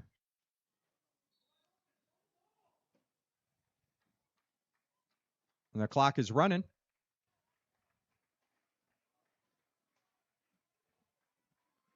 And we're going to go into halftime. Stewartville leads 8-0, and the Tigers will get the kickoff in the second half. Tigers right now kind of walking off, almost looking defeated here. doesn't feel like we're up 8-0, but they're in a battle, and they're going to have to come out and put something together in the second half to hold off this Totino-Grace team, who likely will make the right adjustments. You don't win as many games as the Eagles do without having that great coaching, the great halftime adjustments. Well, and then losing last week, they're not going to want to start the season 0-2, so they will be hungry in the second half. Stewartville's going to go get charged up, and they'll be ready to go as well. We're going to move to the Tiger Nation halftime report. We can cover some amazing athletes here in Stewartville, and then Coach Meyer and I will be back in about 13, 14 minutes. Welcome into the Tiger Nation Halftime Report presented by Alliance Insurance Agency, where we get to highlight some incredible performances and athletes coming from our other fall sports. We are already a few weeks into the fall season, so we need to get this thing rolling. We have to go all the way back to August 21st. That's where we began 2025 in Tiger Nation. 4 sports in action. First, girls tennis had a quad. You see here, they lost to Maple River 6-1. Number 3 singles, Danica Donche, the lone winner for the Tigers, 6-3, 6-5. St. Peter beat Stewartville 6-1. Number 1 singles, Olivia Regal, was the lone winner for Stewartville, 6-3, 6-3. And then Litchfield swept the Tigers 7-0. That moves us on to boys soccer. They were going to be taking on Schaefer Academy, and it was a one-sided pounding, and Stewartville was swinging the hammer, baby. 11-1. Good guys. 9 different players scored goals, led by Cole Crop's hat trick, and Charlie Berger dishing out 4 assists. You see it here. Cole Crop 3 goals, 2 assists. Charlie Berger 1 goal, 4 assists. Torres had 1 goal, 1 assist. Rester, Waters, Hans, Yenny, King, Haldeman each had a goal. Gutierrez and Nelson each had an assist. Man of the match, it went to Charlie Berger after he dropped those 4 assists. Great start to the year for the senior Charlie Berger. Next up, girls soccer. They were on the road to take on Tri-City United. It was a close one in the season opener for the Tigers, but unfortunately, we dropped this one 3-2. No individual stats for this team. If you have them available, always feel free to send them to tigernationdbeyond@gmail.com. Always appreciate the help. The last team in action, it was volleyball on the 21st of August, and we were taking on Rochester Mayo. Out of the Big 9, Stewartville would steamroll the Spartans, a 3-set sweep, 25-12, 25-15, 25-20. My girl Dream Petersham was lights out, 8 kills on 10 swings, no errors. Couldn't have had a better start to her senior season. 800% or kill percentage with 2 blocks. Ella Theobald was bringing the hammer, 7 kills and 3 blocks for our right side hitter. Sophomore Spencer Nagel is one of our top performers from this night. 8 kills, 9 digs for old number 7 there. The surgeon Matilda Doobie was, let's get to her. What am I doing here? Matilda Doobie, she was solid. 5 kills, 2 aces, 2 blocks for the do-it-all senior middle hitter. Freshman Claire Theobald dished out 17 assists in her varsity debut to go along with 3 aces and 5 digs. Senior Abby Langseth, a year removed from hitting that 1,000 career set assist mark, she dropped 13 assists against Mayo with 2 aces from the service line. Junior libero Reagan Middlestat dug up 13 spikes from Mayo and had 2 aces at the service line. That takes us to August 23rd. Boys and girls soccer were playing on this particular Saturday afternoon. Boys soccer played the St. Charles Saints, and Brecken Rester had a clean sheet while the Tigers put one away here. 3-0 was the final score. You see the individual stats. Lucas Yenny 1 goal. Cole Crop 1 goal. Luke Nelson 1 goal, 1 assist. Evan Torres 2 assists. The man of the match here. Now we're 2-0. We're 2-0, baby. The man of the match, it's going to be Cody Clark, the senior. Awesome game by him. Girls soccer, they were taking on Caledonia. Unfortunately, the Tigers would drop this one 3-0. No individual stats for the ladies soccer team. Then we move on to August 25th. A little bit of everything on this day. We go to girls tennis. Northfield takes the girls tennis match 5-2. Number 1 singles, Olivia Regal won 7-5, 6-2. And then our doubles team, number 1 doubles team of Ann Bester and Reese Nelson won 6-4, 7-6. Boys soccer. Boys soccer played the Lancers of La Crescent as their busy start to this season continued. But something also continued. The win streak, baby! 4-0 was the final. The boys are on fire. Let's go. Incredible. You see the stats here. Cole Crop, a hat trick, 3 goals. Lucas Yenny, 1 goal, 1 assist. Cody Clark, 1 assist. Isaiah Nelson, 1 assist. Brecken Rester with the clean sheet shutout. Love to see that. We're now 3-0. 3-0. Gotta love that. Coach Queasley's got to be happy. Man of the match, it's Cole Crop. He also hit a huge milestone, 50 career goals for our senior outstanding soccer player.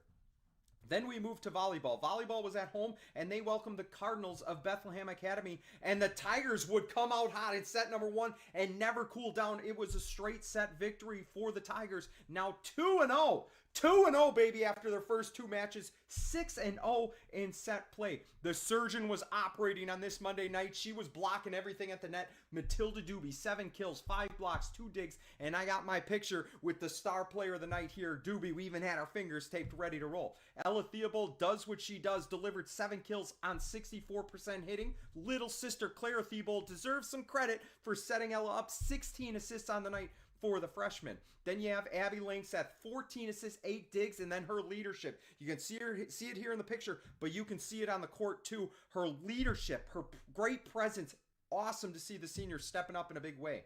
Next up, junior Reagan Middlestat, 11 digs and 3 aces on the night. Sylvia Husenfeld. What a start. She got the start. The freshman got the start, and she really showed out in her first start at home. 9 kills, 4 aces, 4 blocks, 5 digs. Nothing this girl cannot do. Junior Ella Minnick got some time on the court, took advantage with 5 kills. Claire Bunny, another junior outside hitter, dropped 5 kills on the Cardinals as well. The very next day, August 26th, both soccer teams in action against the Comets, and volleyball starts out their HVL conference season against the Leeward Eagles. Let's start with boys soccer. They had a thriller against Cassimaniville, and they came out on top, baby. 2-1 was the final score. Awesome.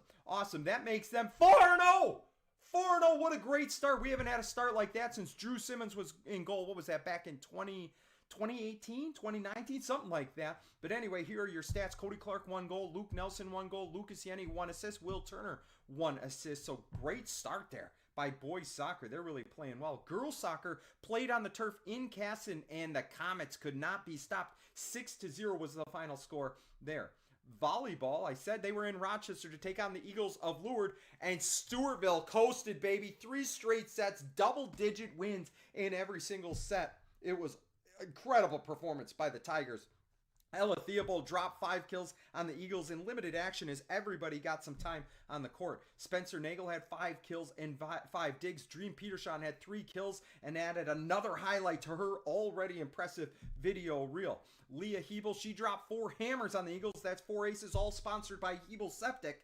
Added 7 digs in the back row as well. She has been playing solid for us. Olivia Hamilton, she had 3 kills from her middle spot. Also had 2 aces from the service line. Matilda Doobie, like a blackjack dealer in Rochester, she handed out 4 aces to the Eagles, as she's been doing a little bit of everything for us. Kills and blocks from the middle, but also racking up quite a few aces. I believe that's 7 aces through the first 3 matches. Claire Theobald led the team for the 3rd straight match in assists, 16 against Leeward. Abby Langseth right behind Claire with 14 set assists, 8 digs for the senior. Reagan Middlestead had 11 digs and 3 aces for Stewartville.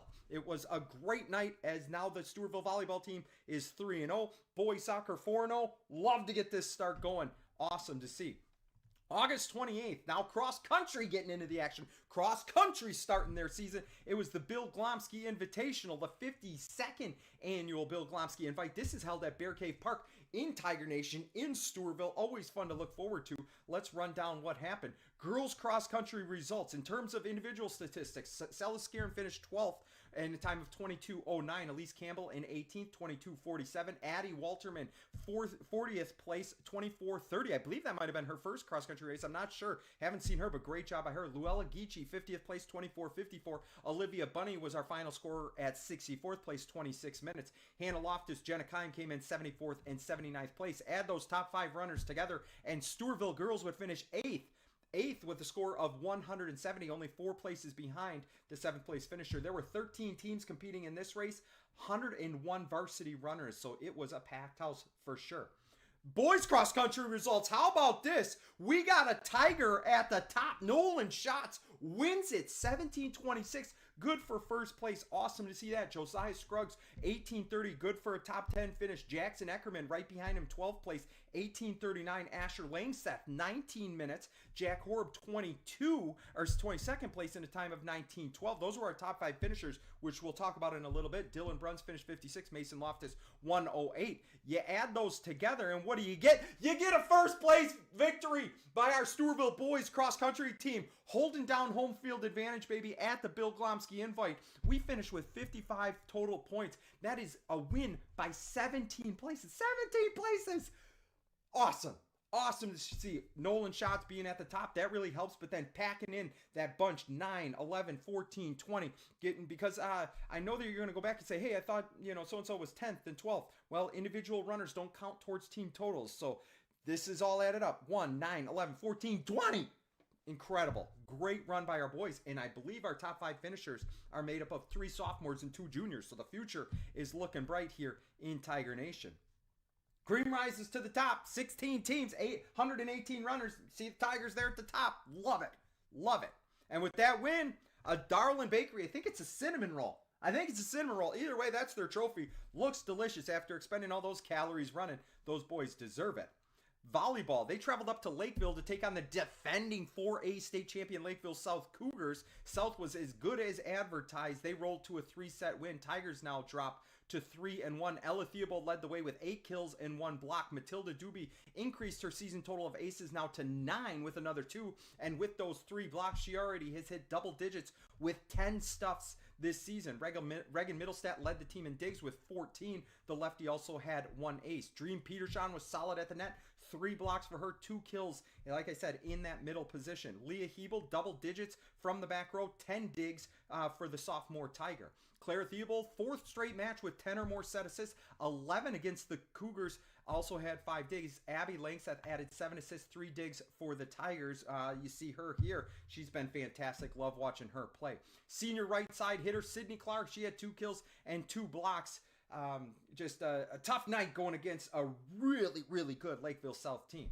Then girls tennis was in action against Cannon Falls. Unfortunately, the Tigers fell in this one 5-2. Number 1 singles player Olivia Regal got the win there, 6-4, 6-3. And then our number 1 doubles team of Reese Nelson and Ann Bester also got us a win 7-6, 7-5. That moves us to September 2nd. Girls tennis, girls soccer, boys soccer, volleyball, all in action. 3 of them against Leeward. Girls tennis gets the win 5-2. We win this one. We beat the Eagles. Number 1 Olivia Regal won 6-3, 6-1. Number 4 singles player Danica Donche 6-1, 6-4, and then we swept the doubles competition. Number 1 doubles Reese Nelson and Bester 6-4, 6-3. Number 2 doubles Noelle Griffin and Emily Nelson 6-2, 5-7, 6-0. Came back to sweep that final set. And number 3 doubles Eloise Knutson, Haley Welper 6-1, 6-3. Big win for Tiger Nation there.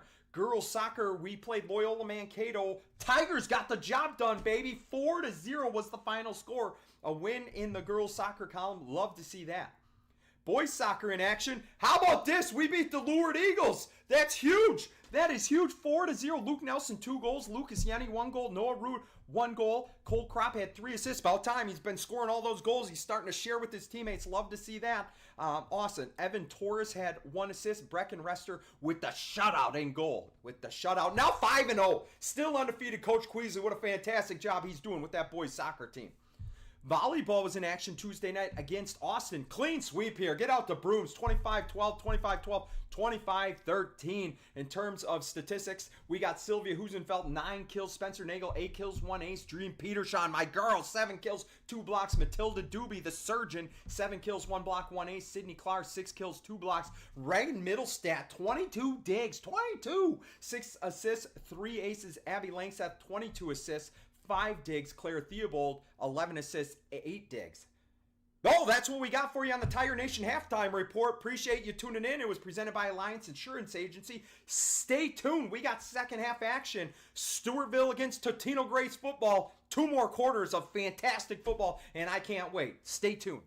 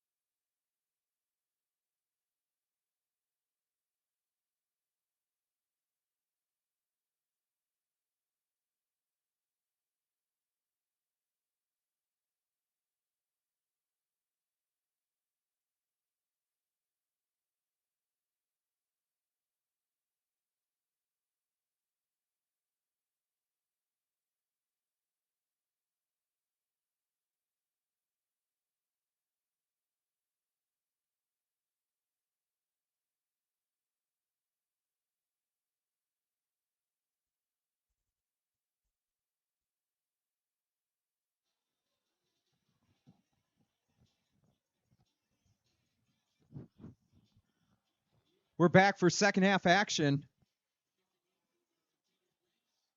Totino-Grace is going to be kicking off to Stewartville. I believe this is Luke Brandt. It is, yeah, kicking off. They run a 5 on either side set. Back receiving is Malik Abdi, and Karsten Rader is on the far side. Sorry, it's getting dark. A little bit harder to see, Coach. Yeah, they got new lights here that they light up the field pretty nicely, but it still is hard to see the numbers on. And it's going to be a touchback as he booms that one away.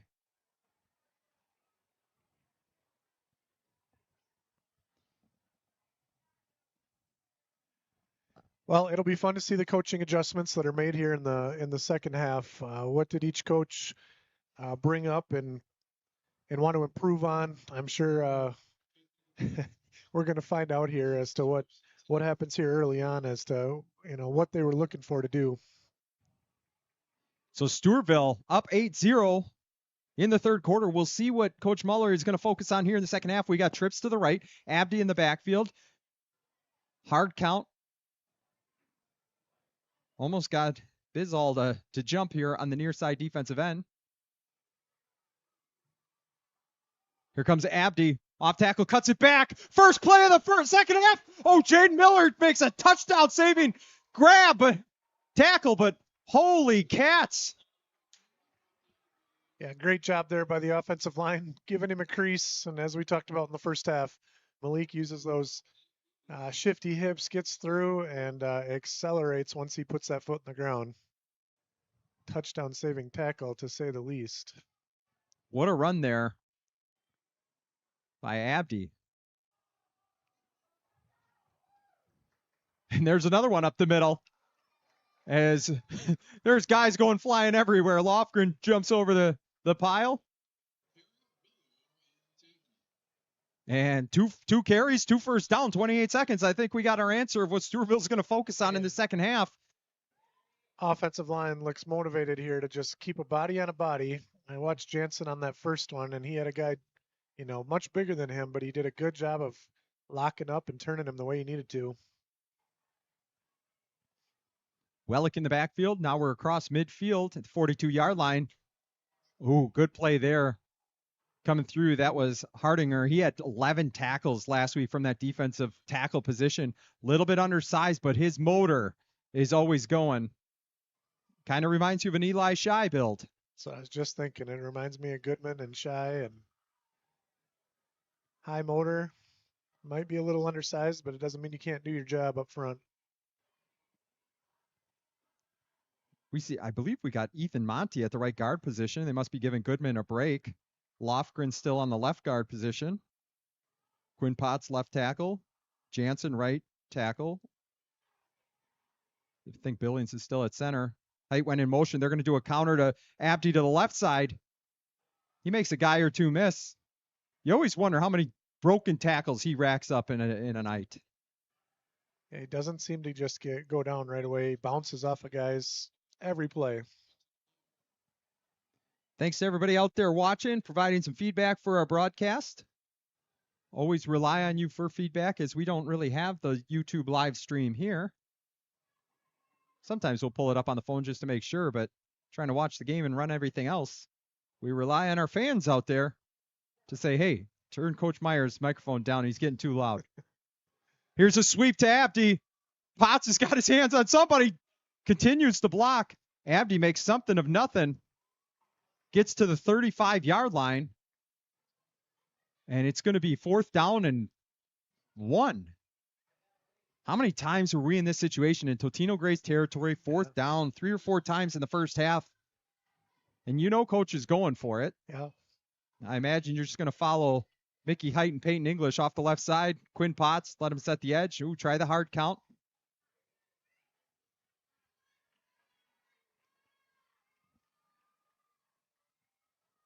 Straight up the middle. Abdi kind of cuts to the right. Tackle made by Latch, I believe. Yeah, A.J. Latch was in there.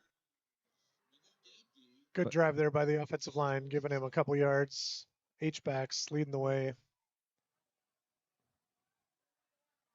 The old shotgun moose, like you called it earlier, is basically what you saw. Very well done. This is different, going into a little huddle. Yeah, how about that? Slow things down.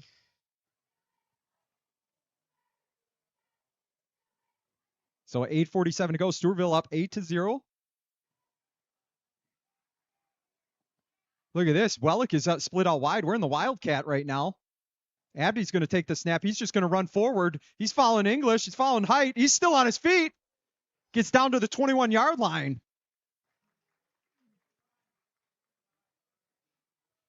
That's why they probably went into the huddle. It caused some confusion. Yep. All of a sudden, Wellick's going out to wide receiver. If you don't spot that. Yep, you're exactly right. And for people wondering why would you do that, like why not just hand it off?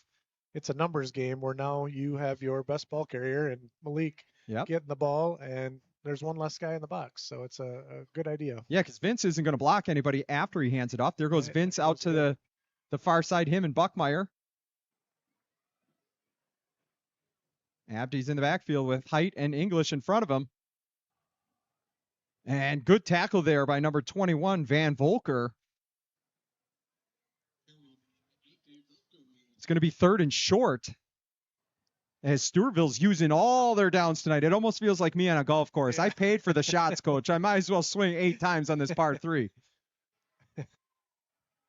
I know that's not how you play golf. I thought you meant you just get a 4. You use 3 or 4. There you go. Every hole. Yeah, maybe I'll find one of them.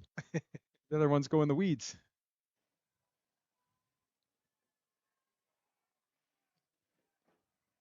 $7:14 to go. Wellick back in the pistol formation.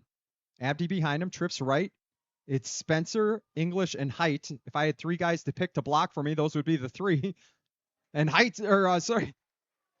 Abdi spins away and picks up another first down for us, and they're going to let Abdi take a little bit of a break. Simon Emanuel coming into the game.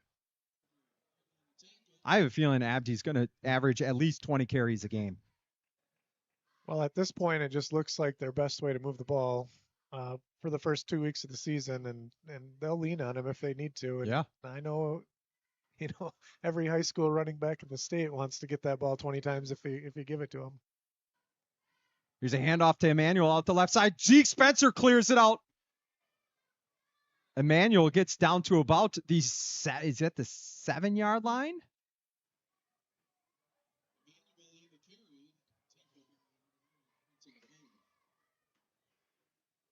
Stewartville kind of imposing their will here, just moving it, chunking it 5-10 yards a crack here on the ground. Kind of loving it. Buckmeyer split way out here, just bringing Jade Miller away from the box. You see, Totino-Grace knows it's coming. They got 9 guys in the box right now. Right up the middle, Simon Emanuel just following his blockers.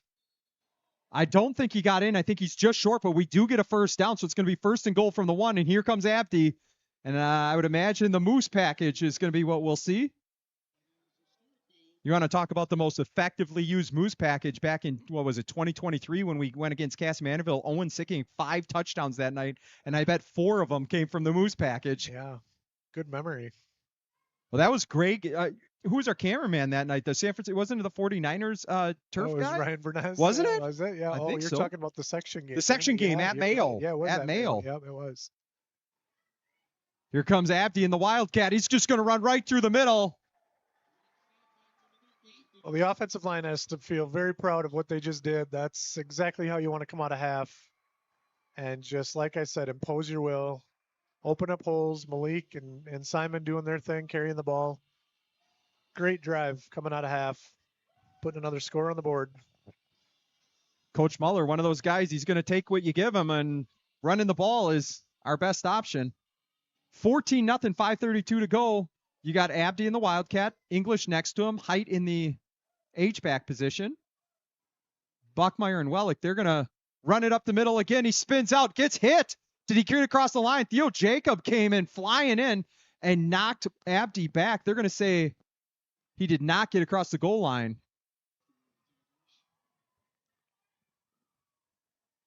That somewhat surprised me. I thought he was going to make it easily, but Theo Jacob came flying in, stopped the momentum of Abdi, and it's 14-0. Still a 2-score game, 5:32 left in the third quarter. Did we see any passes on that drive, Coach? Not a one. Not one. It was all running. Isn't that the style you used to do as a quarterback? A lot of running And a lot of handoff? Or I don't think we ever threw 10 passes in a game when I was playing QB. So that was old school 1990s football there.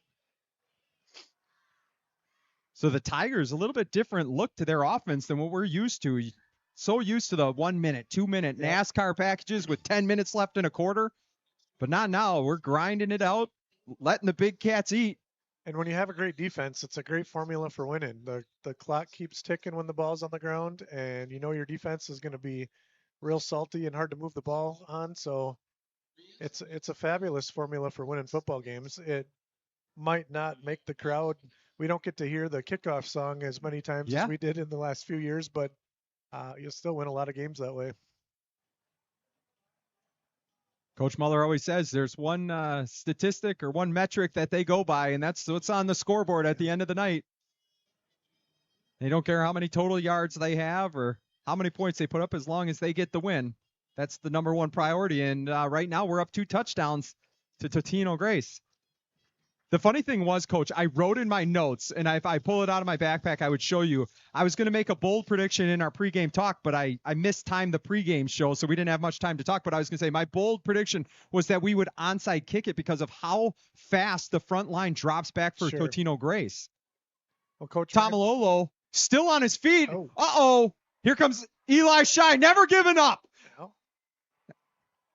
Takes him down, but Tomalolo, what a run there. Yeah, and that's the momentum that Totino-Grace really needed after giving up a touchdown out of half. Try to swing that momentum back a little bit, keep the fight going. So what I was going to say is I was going to call that as my bold prediction in the opening kickoff. It looked like that's what we did. I think you did. I think Coach Mann, you were on the same page. We saw him drop back so fast, but you saw in that kickoff they adjusted. They did not move until that ball was kicked.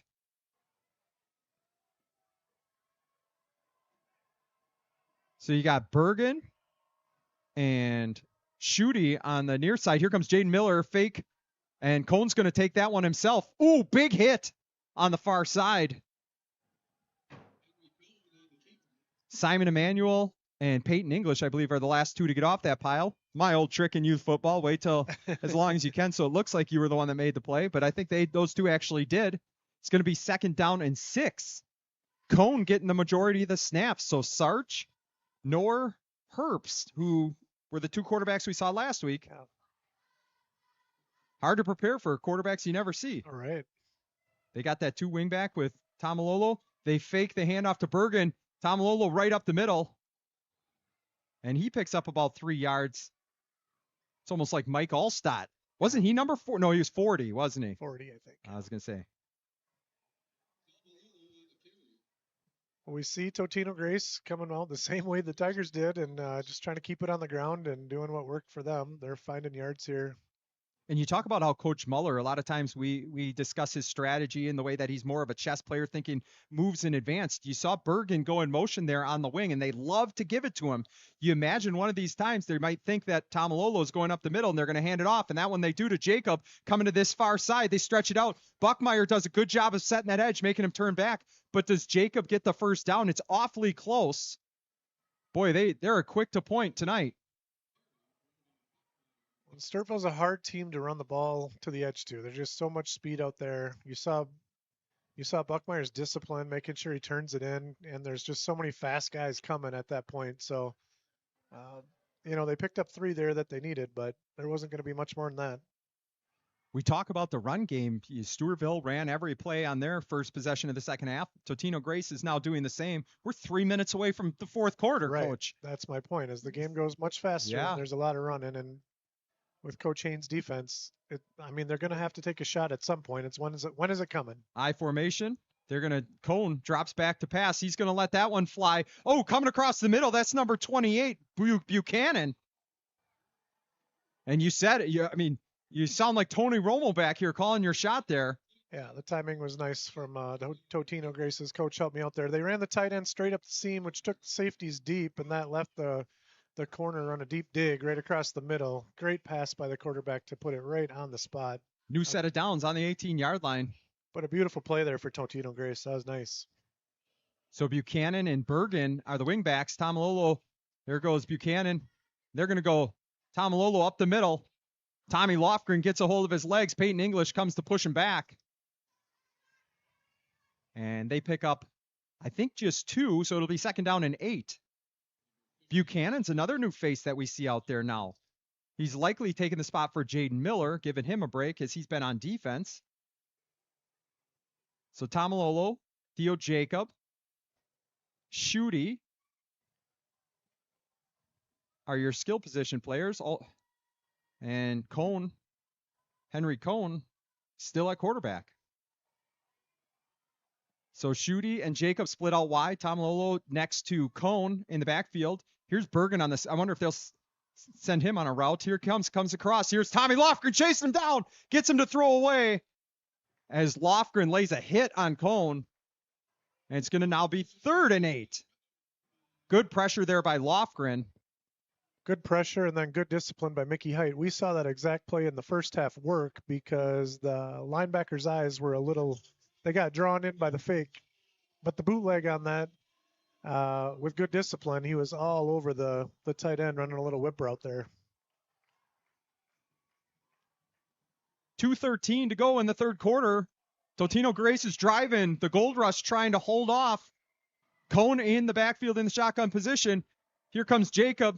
They fake the jet sweep. It's a counter to Bergen as he cuts back. Peyton English meets him, and it's going to take a lot more than that to bring Bergen down.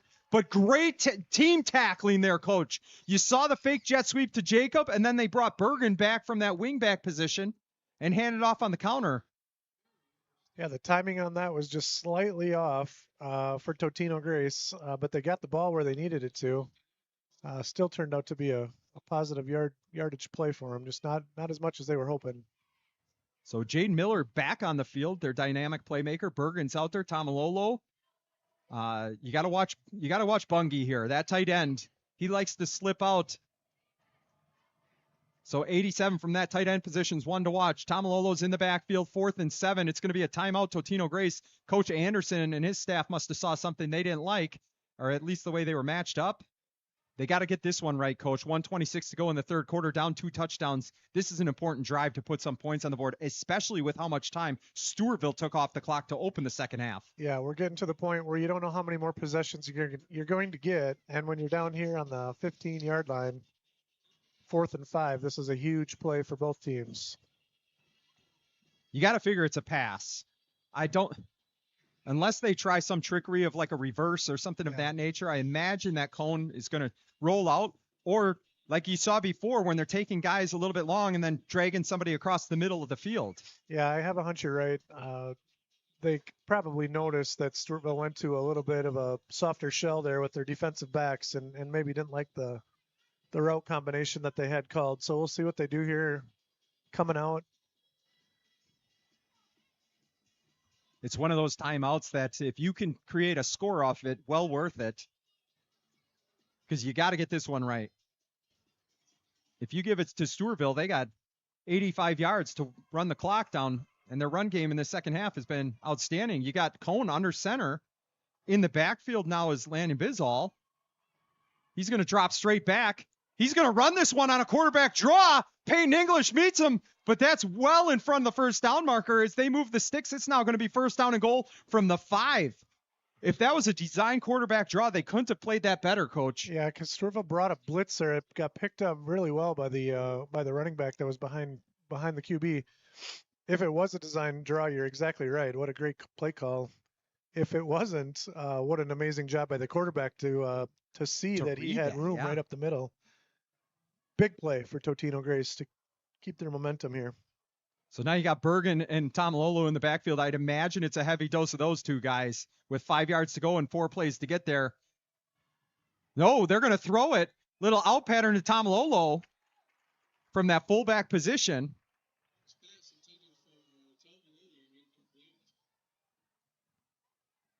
We got all sorts of Tigers tying their shoes right now. Colin McGill and I think it was Carlin. It might have been Goodman. I don't think Carlin's out there. So second down and goal from the 5.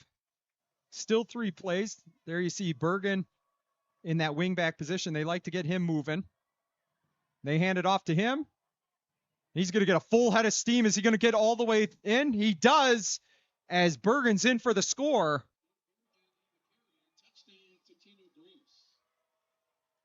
So just running the jet sweep. You'll see here, Coach, on the instant replay. Boy, he just gets a full head of steam and just can't bring him down.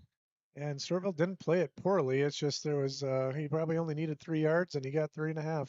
He's a big, strong kid. We talked about and put his shoulders down and across the goal line he goes. Brandt on to kick. Sarch is the holder. They do a hard count to get a little bit closer because they might. You think they'll go for 2 then? Yeah, we'll see. I was, when we were kind of contemplating if we'll see the call here. Because right now, to tie the game, you really only need 1 of 2 2-point conversions. If you get this one right away, then an extra point would win it if they come back and are able to score. Yeah, I think But no, they're going to stay out there. People would go for 2 at this point. Exactly. But when you were commenting on how you thought they got in down here, I was thinking about, that could be a bigger play than we're suspecting right now, because if you got 16 on the board, yeah, it sure makes it harder. Even with 2 scores, the best you can do is tie.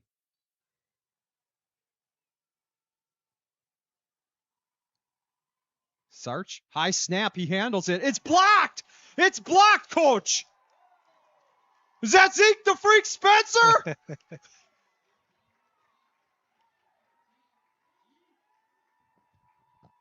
Well, that is a big play in this game. We got the replay here, Coach. Oh, it's late. I'm terrible. I'm celebrating too much. I should put it more than 10 seconds then. We at least get to see the celebration. We're going to get better as the season goes on, I promise. Oh.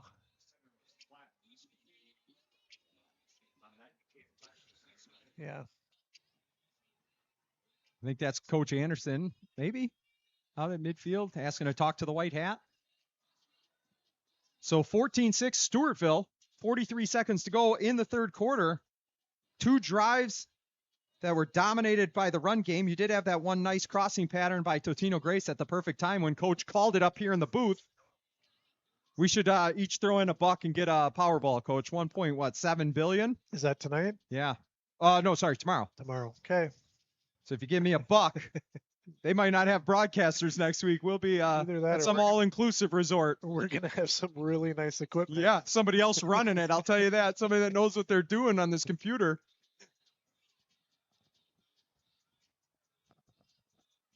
So now, I mean, what are the chances that Totino-Grace maybe tries a little trickery at the onside kick? I don't know. I think Stewartville, they have enough athletes on this front line that they'd be able to handle it. Owen Johnson's on the near side to the camera. Eli Shy. And then I think that's Grant Jordeau in the middle. On the far side. No, they're going to go deep. And that might go all the way to the end zone. As Brandt has dynamite in his leg. Yeah, it's a big kick.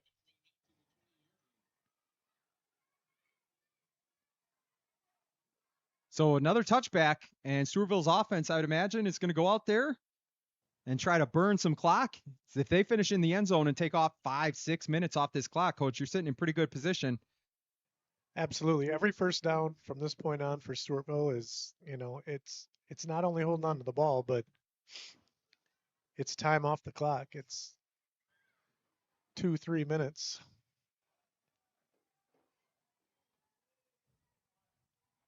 Stewartville packed in tight. They got the trips to the right side or the near side for us. Height, English, and Zeke Spencer. Abdi in the backfield with Wellick. Big Cats obviously up front. And here's the stretch play. And there goes Abdi. Ooh, we got off balance, which you don't see quite often. Good lead block in there. That was very well done. Perfect angle for us here from the box to just see the crease that Abdi had to run through. I think he went to cut and just lost his balance. A little bit, yeah.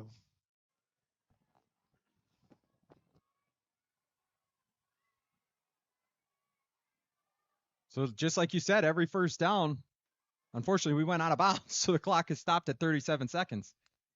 So if they do keep the clock running, I'll be curious to see at what point does Coach Muller have Vince wait until the back judge gives him the 5-second count. Like, how much are we actually concerned about that clock? You'll notice when we do get to that point, I'll comment on it. But he's counting now, but I mean the game clock's not running. He had to call a timeout so we don't get a delay of game. How many times did you get yelled at when you were a head coach? You're getting the play in. Get the play in. More than I care to admit. Yeah. And I will also admit that a lot of times it was not really my fault because I was not the one trying to communicate the play to the. Yeah, it was always fun. And you know who was the loudest person was our D coordinator, John Severson. Oh, was yeah. a lot of times the one that was yelling the loudest there. So I saw him down on the field today. yeah, I always like seeing John. I got a big hug from him, so that's always good. So. He is still Natalie's favorite teacher of all time, second grade teacher, but got out of the profession, went to something else. But I'll tell you, just the kids in second grade don't realize what they're missing. Just a tremendous guy that put a lot of energy, a lot of effort into making learning fun for those kids. They did a lot of those gamify, I think they call it, or something, gamification. Yep, it was. And I know Natalie just absolutely adored him. I think she probably saw a little bit of me in him with joking around and giving her a hard time sometimes. But yeah, Natalie still her can favorite. Get some tires from him whenever she needs now. She can go visit. Tractor tires, aren't they? Yeah, whatever you need. He'll find them. John, if you want to sponsor us, bring us some dinner. We'll shout out anything. English goes in motion. 1st and 10. Wellick's going to hand that one off to Abdi. Oh, English just bulldozed the guy. Watch this, coach. Peyton English comes back he was going in motion. He comes back and just pancakes a guy. Wow. Love to see it. Love it. And if you know Peyton English, he loves it as well. He does not shy away from contact. Probably had a smile on his face after that one. Good job by Malik to not get brought down by the first guy. Once again, we've commented on it a lot tonight, but he's slippery back there. Coach Muller was talking this past week, and that's the end of the third quarter. Coach Muller was talking about how Malik Abdi, sometimes when they set up their blocking schemes, they know there's going to be one guy they can't account for. However, because Malik is so good at making guys miss that they say, yeah, we'll sacrifice that.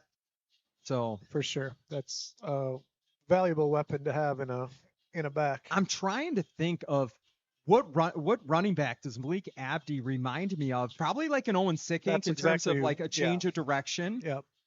And just being able to make a guy miss in the open field or even in the hole, making a guy miss. But Brandon Hoth would probably. Brandon Hoth was real shifty, especially when he got out in the screen game. Sure. He's not like James Kruko. That guy just found people to hit. Yeah, no, that was truck stick with Kruko. There was no juking. Caleb Hamlin was one of those big bodies that ran through people. Braden Nelson, big 22. He's a big guy, yep. We've had just a great run of running backs. Dylan Scanlon last year, what a year for him. Well, you think even of Carter Miller had that little oh my gosh, you're right. You're right. So we're probably missing 5 to 10 other guys that deserve a little shout out as well, but Malik can do it. So on the near side, you got Trips, you got Zeke, you got English and Height. A lot of pointing on those hard counts. 14-6 Stewartville trying to close this one out. They're going to hand that one off to Abdi on a stretch play. Does a good job of cutting back. Look at Zeke finishing his block. Love it. Tackled by Ben Ling. Apparently a good baseball player in his own right, playing safety tonight. The Stewartville edge blockers do such a good job of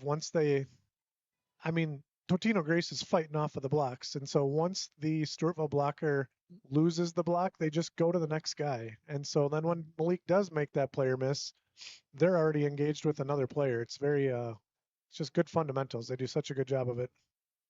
Here comes Height across the line. It's going to be a counter coming back to this side. First guy misses. Abdi is able to get down to the 44-yard line. When you talk about running those stretch plays, tell me there was a more fun guard to watch pull than Lincoln Doobie the last couple of years. That guy, sometimes our running back, Scanlon, would be out running, and all of a sudden Doobie's running next to him from the opposite side of the field. Well, that's the thing with Lincoln is people just didn't. I don't think people knew how fast he actually was, and the kid could move. And when you talk about Scanlon, we know how fast he was. Yes. It's another one that was shifty in the hole. So just a blazing speed. Oh, they got Wellick out to the far side. So Wildcat, 4th down and 1. Abdi's going to follow his blockers. He spins off the first tackle and does just enough to get a first down. Unfortunately, we got a guy down. Oh, he's just waiting for a little bit of help. That was Quinn Potts. Good job by Abdi putting the team on his back tonight. Another first down, 46-yard line of Stewartville, 10:33 to go, and tick, tick, tick, tick. Every first down you said's a win, Coach. Yeah, for sure. At this point, I mean, each team might get the ball 1 or 2 more times. That might be it. Simon Emanuel on the near side, so we have a running back in the wide receiver position. We might see a jet sweep here because you got trips on the far side. Nope, they're coming back on a counter. Oh, look at this. He's got the big boys out in front block and just followed 25 and 2. Emmanuel does. He picks up about 6. Interesting play, though. You called what was happening with the, the blockers out there and Emmanuel over here. And then instead of running the jet sweep like you expected and maybe they expected, instead they run counter back with those players pulling and. Yeah, you would imagine that they would shift their defense to that power side, and it takes a long time to come back because they have to react where Stewartville knows what's happening, so there's a little bit of a delay. Yeah. Trips to the right. Wellick trying to get a jump off sides, get a free first down. It's like 2nd and 4 7/8 yards, I think. Emmanuel on the sweep, cuts it back inside Mickey Heights block. He picks up about 3, and here comes a flag. I don't know if they're going to get height for a little extracurricular. All of a sudden, Jacob was on the ground, and it was thrown by the far side guy. I'm going to call holding, I think. Yeah, they did get height on Theo Jacob over there. And that's going to move us back from the spot of the foul, which was right at about the line of scrimmage. It'll be 2nd down and 14. A lot of times when that flag comes from the opposite official, there's some persuasion going on behind the official, encouraging that flag to come out of the pocket for those different penalties. I always thought that was kind of interesting. I thought one of the funniest commercials I've seen is it's like this referee standing on the opposing team sideline just getting screamed at, and he shows no emotion. They're like, how does this ref prepare? And then it flashes to him at home in a recliner getting yelled at by his wife, just tuning her out. Here comes Simon Emanuel. He's going to fake that. Here comes that middle screen to Peyton English. And just a little bit short. Jaden Miller did a good job of reading that. And now it's going to be 3rd down. It's not 4th down. I know the scoreboard's off. 3rd down and about 14. Well, again, a big play here. I'm not saying they got to get the first down yardage all in one chunk here, but if you can get 7, 8, 9 yards, now you got a decision of, do you want to take a chance at a 4th down play or pin them deep, give them the ball, and see if they can go all the way down the field against our defense? Yeah, I think getting across midfield is where that decision comes into play. Anything less than the 50-yard line, I think Coach Muller is going to punt it. I agree. So we have Rader and Buckmeyer on the near side. Wellick is going to roll out here. He's going to throw that one up and over to Buckmeyer, but I think he let him outside. Yeah, he let him out of bounds, and it's going to be 4th down and 14, and I'd imagine the punt unit's going to come on.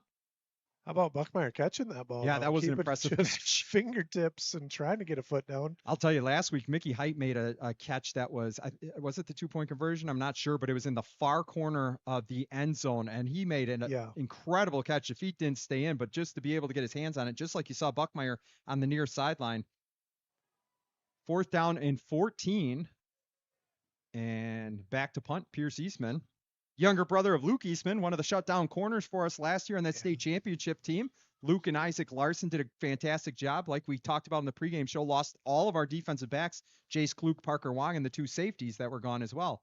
They're bringing the heat. Jaden Miller almost got a hand on it. Good job by Eastman to get that off. Theo Jacob fields it. Here comes Armani Gordon. Eli Shy chases him out of bounds.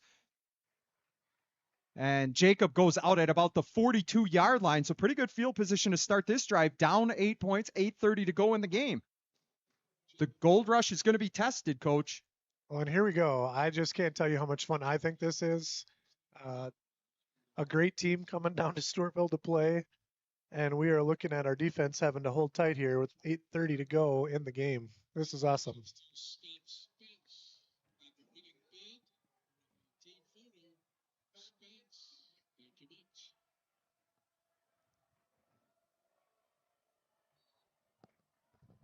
All right, so we got Cone in the backfield. He sends Bergen in motion. They're going to fake it. Cone's going up the middle. Big tackle there.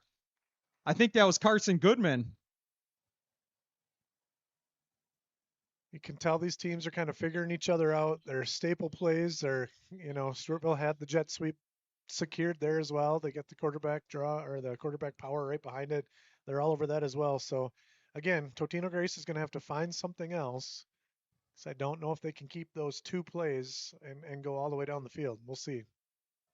I'm just getting real nervous. At one point, Bungie, the tight end, is going to slip out. I have a feeling if they need a big play. 2nd and 8. Miller goes in motion. It's a jet sweep. They use their playmaker. He cuts back in, and he's hitting the sideline. Nolan Light, though, drives him out of bounds at the 36-yard line. You saw the speed of Miller. He hit that edge, and if it wasn't for Nolan Light, he would have been off to the races. Yeah, and they ran that a little different. That was more under center, right? Yeah. Under center, a little quicker version of their jet sweep. So, yeah, not quite the same thing, but they'll come back to that. Miller is fast. You cannot let him get in the open field. They are now inside Stewartville territory. And Cone under center. They have two in the backfield, Tomalolo and Bergen. Theo Jacob on the near side. Cone's going to reset. Going to hand that off to Bergen up the middle. He gets a full head of steam, and he's going to power forward for about 6 yards. Tackle made by Cody Carlin.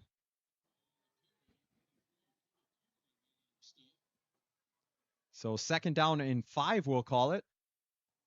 7:27 to go. Coach, stomach is starting to turn here. We're not used to this up here, Coach. We're not used to this. It's not 46-0 at this point, and but this is what we love. Oh, this is what we want to call. I can't tell you how much better this is. Especially standing up here. Yeah, for sure. There's the fake. He's going to roll out.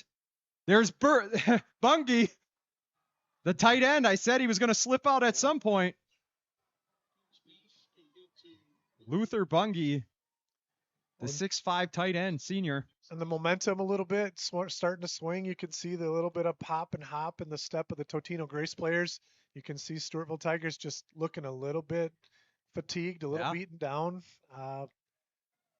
Big play. You just need to find one big play and battle back. There's not a lot of things you can say negative about Totino-Grace's drive right now, other than they might leave too much time for Stewartville. Sure, yeah. Especially giving Stewartville the option to run the ball effectively, coming back on the, if they do happen to score here. Time out there. Cone saw something, or maybe, I don't know if he saw the back judge or what was going on, but he called it quick. First down and 10 from the 16. So Totino-Grace last week against Ricori got down to about this part of the field. How many times? Stalled several 7 times. Yes. And they could not put the ball in the end zone. And so you just kind of wonder, what adjustments have they made over the course of the week? What have they noticed tonight in terms of getting the ball into the end zone when the yards just get a little tougher down here? There's not as much room to throw the ball down the field. Not that they've done that a lot, but everything gets a little tighter down here inside the 20. Appreciate everybody watching out there on YouTube. Stewartville Activities. Aaron Meyer and Adam Peterson up here calling the game for you. Hope you enjoy it. We got 6:32 left, and we got a tight one here against two of the best football programs. 10-time state champion Totino-Grace, the runner-up in Class 4A last year against two-time defending state 3A champions, the Stewartville Tigers, looking to try to keep that win streak alive. They're going for number 30 tonight, but the Eagles have something to say about that as they are driving down the field, Coach. Yeah, it's been an awesome game. Both sides well coached, well played, physical. Been a very fun game to watch. New field, great lights. Yeah. So Cone under center. He's going to drop back to pass. He's going to throw that one up. Nolan Lights over there. I think it was a little bit of miscommunication on the route that Jacob was going to run.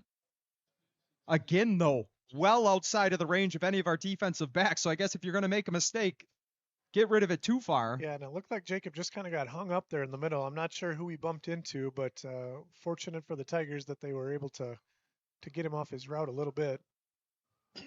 Cone comes back in. Bergen and Bizzall in the backfield, I believe. Actually, Bizzall's in that kind of fullback position for Tomalolo. Jaden Miller and Bergen on either side at the wing position. Watch out for one of them. They're going to run that same sweep. And the tires are going to fill. And Zeke Spencer absolutely drills him. Coach. Zeke's a little slow getting up there. He does get to his feet, but man, he just watch ran this through hit. The jet sweep. Oh my gosh. Just running straight through it. You know, when they ran that the first time and they picked up 20, 30, 40 yards, I said they'd come back to it. And it's just when you find that little something that actually is working as a coach, you just can't wait for the right moment, or you're trying to find the right moment to call it again. Coach thought that was it.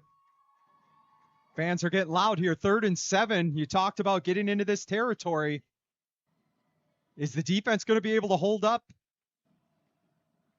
Bizzall in the backfield. They're going to drop back, throw a quick slant to Miller as he got inside our coverage. And they're going to mark him down at the 1-yard line. Good route there by Miller. Just stuck his foot in immediate. It was a one-step drop, I think. Everything about that play. They busted out of their huddle fast. They threw a quick slant, perfect route. Everything about that play was well done by Totino-Grace. Injury timeout. I was wondering why Totino-Grace was rushing up to the line so quick. Is that Miller that's taking a knee right now? I think it is. Because he came into all sorts of traffic. When you run a slant towards the middle and you have all those linebackers flowing that way. Well, you have to have courage when you know, and they might not know Zeke Spencer and Peyton English. And Mickey Height and Peyton English, but that's not a safe zone to be running a slant. Good to see Miller being able to get up and walk off on his own power. 5:25 to go. 1st down and goal from the 1. And the Tiger fans are seeing something that we haven't seen in quite a while. Yeah. We're going to have a tie game. Likely. Could. Well, 2-point conversion. Again. They got to get a 2. That blocked extra point could come in absolutely huge, Coach. We'll see if they can. You know they're going for 2 if they score. You know they're going for 2. If they don't, something is a little amiss. Their analytics department would get fired. Oh, a little late to the show. They're just going to run a quarterback sneak, a little tush push. They haven't signaled yet. I mean, they were only a foot or 2 away. Yeah, they signal now, and it's going to be a touchdown for Cone. Hey, thanks to the cross-country team for all the work they're doing in the concession stand. Appreciate you guys. Campbell and Loftus making their way up here. There you go, Landon. A little popcorn if you want.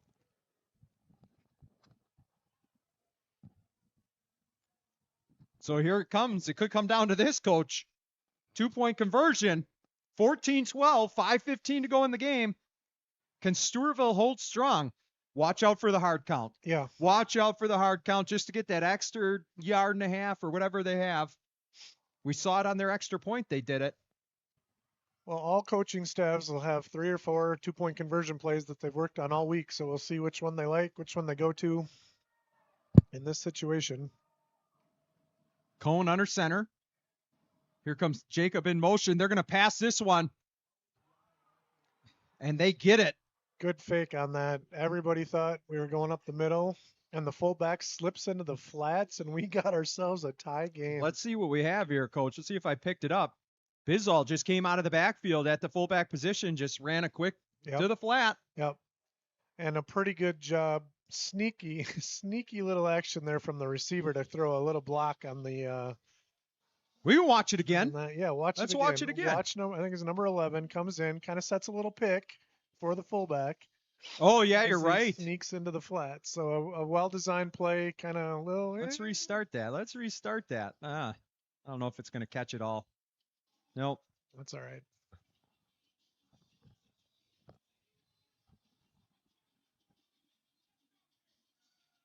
Yeah, we got a game, Coach. 5:15 to go in the fourth quarter.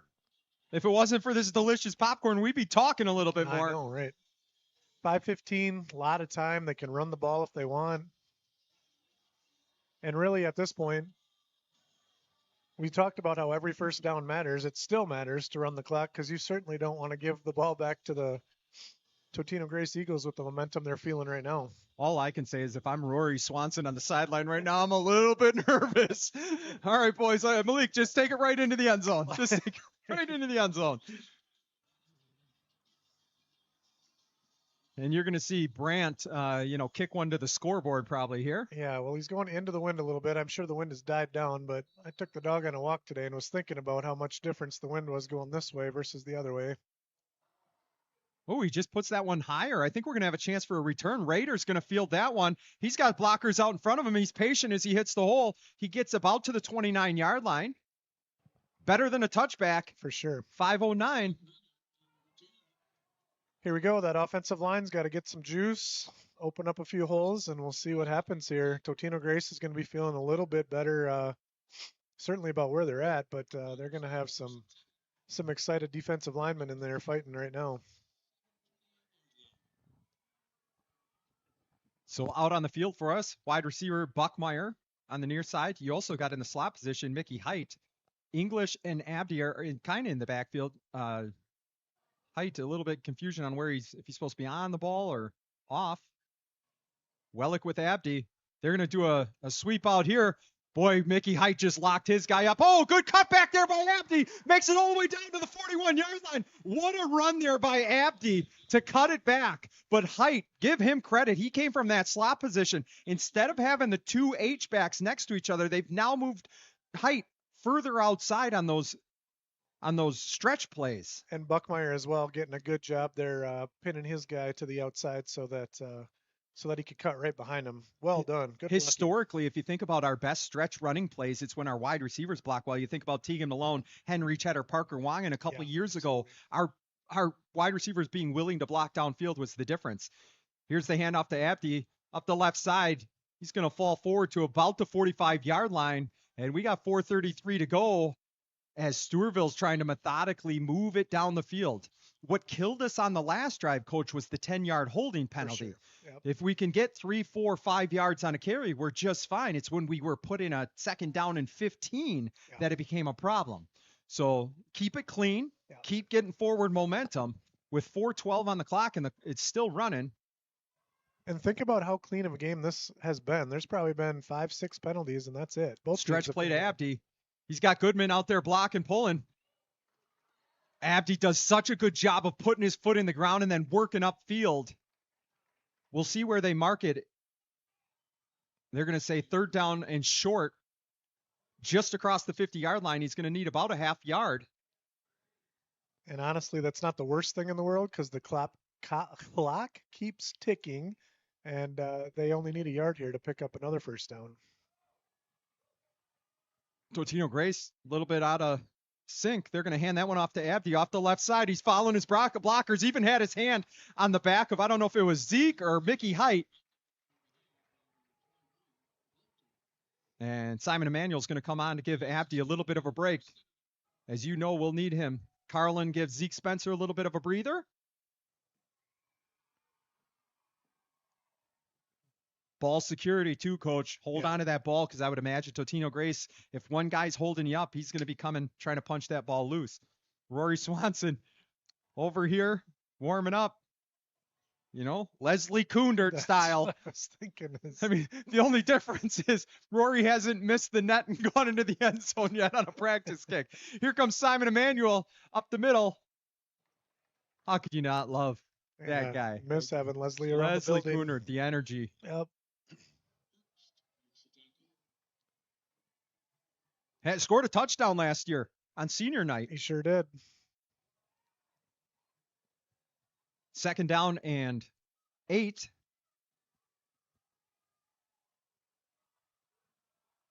Emanuel in the backfield with Wellick.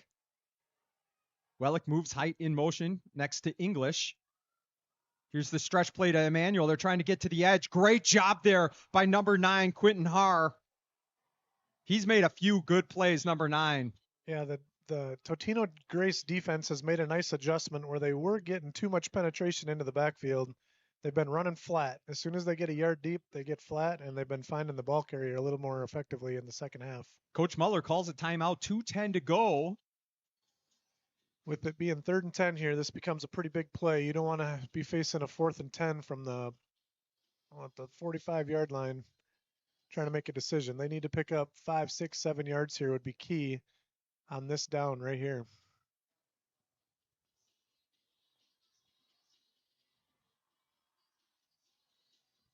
Stewartville hasn't passed the ball great today. This would be a huge spot here where if they can dial up a pass that they like, they feel confident in, everybody believes in, execute it right here, it would be a fantastic time to just sneak somebody out. I want to take this time to thank a lot of our sponsors out there in Tiger Nation. You notice the new equipment, the new camera. We got the instant replay capabilities, the scoreboard feature coming from the Daktronics scoreboard. If it wasn't for all of these people's generosity, we wouldn't be able to do this. We'd still be having an iPad trying to figure out a system that didn't work the greatest. Now we've been able to do volleyball games. The plan was to do soccer, but I don't know if they'll be playing on Schaefer Field. So big thank you to all of them that are out here supporting, maybe at home watching us. Either way, their generosity has allowed us to do some amazing things with this broadcast. Abdi on the run straight up field, and now it's going to be 4th down and 8, Coach. And I would imagine Coach Muller ran that play with second one in mind. Yeah, and keeping the clock moving a little bit, just making sure that if they do have to give the ball back, it's not going to be with a lot of time on that clock. And Coach Muller is going to call another timeout.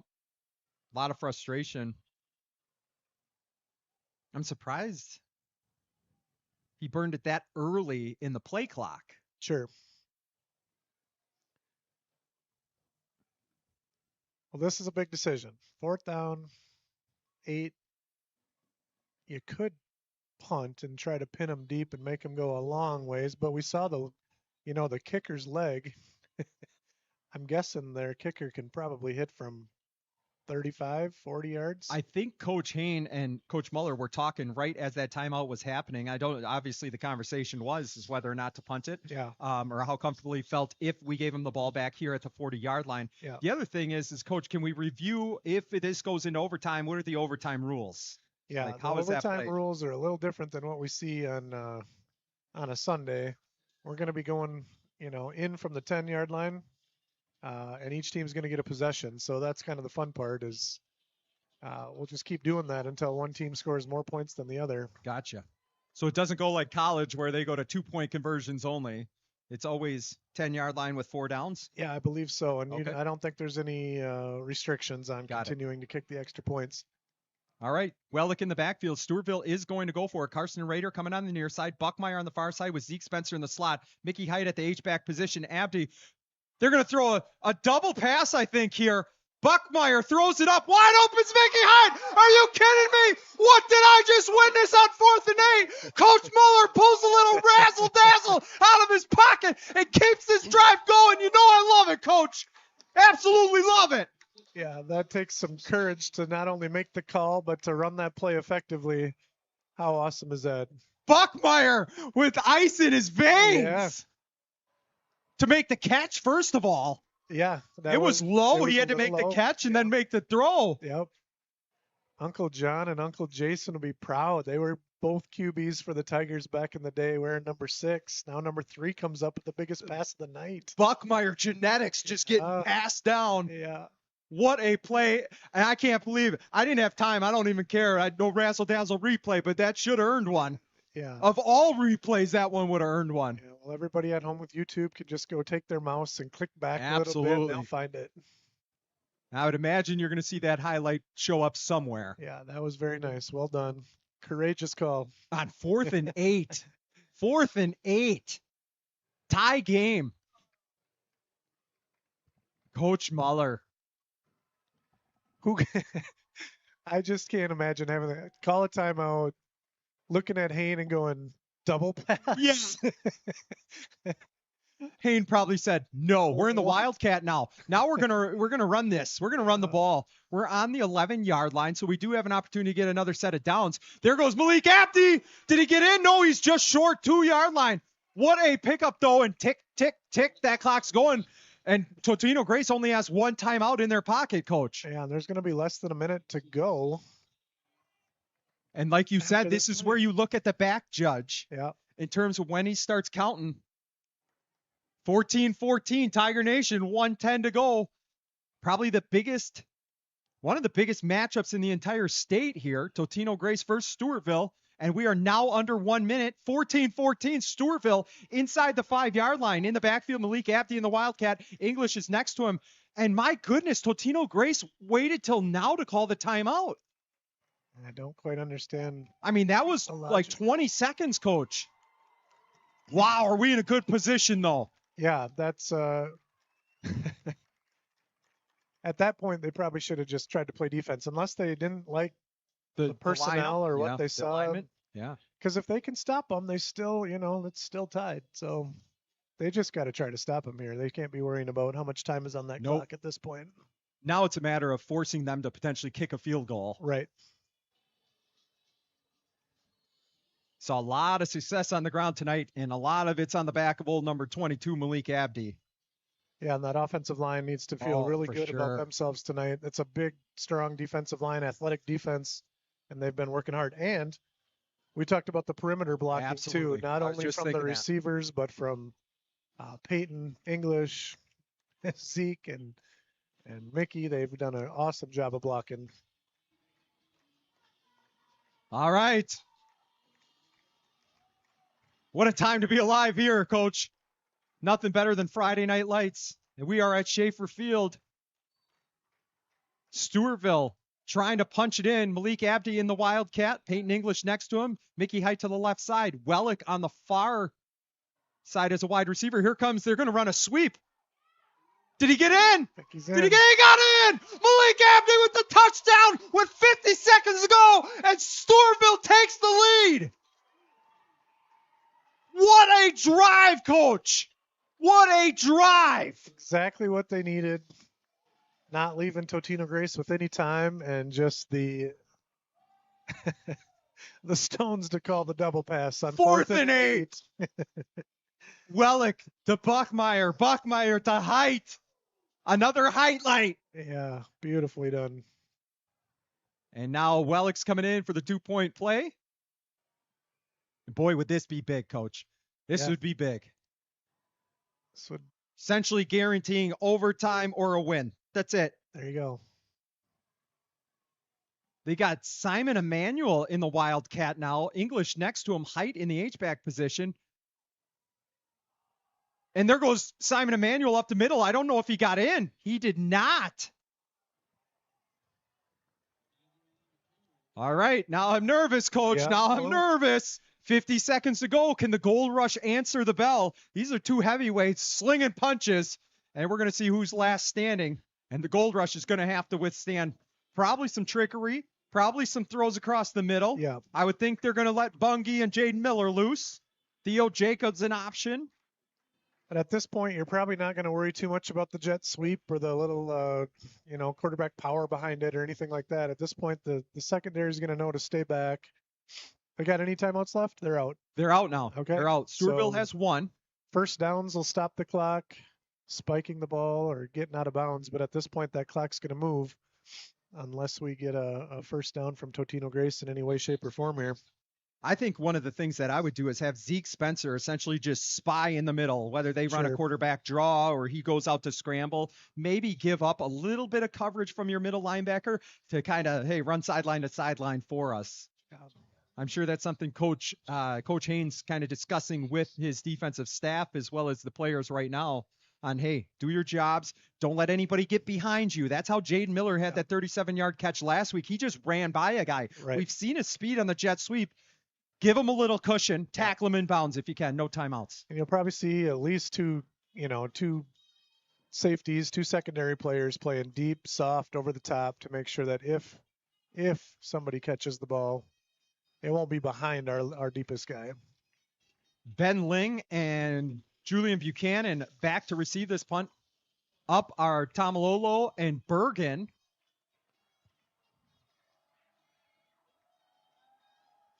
And we're going to rely on our coverage team here. Rory Swanson's going to set off to kick. Far side 6 guys, near side 4 guys. Normally kick off the left hash. We're going to try to pin him in a corner, I'm imagining. Yes, he's going to kick it. Buchanan's going to be on the return here. Here comes that middle wedge. Eli Shai just blew it up, though. And they're still coming after him. Oh, is that 12 Pierce Eastman, baby? How about that when your punter makes a key tackle at the end of the game, huh? Luke Eastman's happy somewhere. Little bro stepping up. All right, 44 seconds, Coach. Stewartville up 6. Totino-Grace has found some success going through the air, but now Stewartville likely knows it's coming. That's the difference. Well, you can see the secondary players already back 15, 20 yards from the line of scrimmage. I don't think you'll see them get much closer than that. 5 secondary players on the field. And you're seeing how deep Raider is. They're going to pass a quick one. Oh, Mickey Hite gets his hand in there.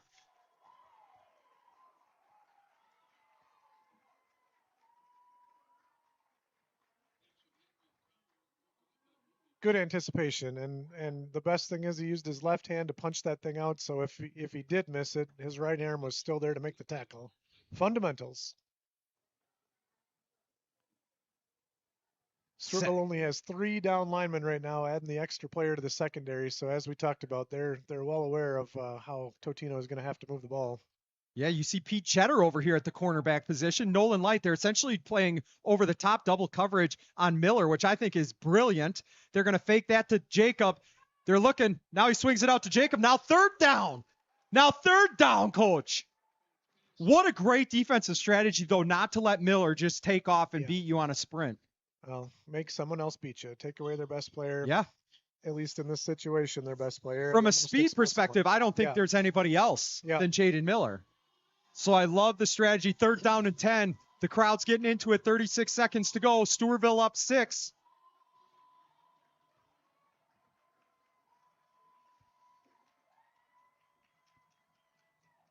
The linemen for us, Tommy Lofgren, Carson Goodman, and I think on the far side, Quinn Potts. You got Peyton English at the middle linebacker position. Simon Emmanuel, Mickey Hite also there.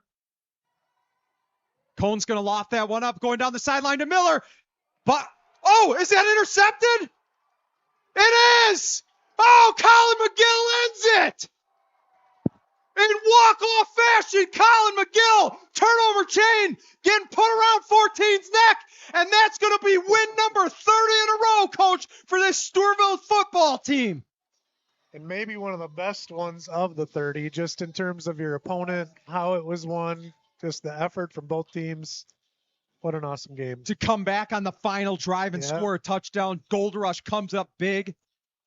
Fantastic game. Wow.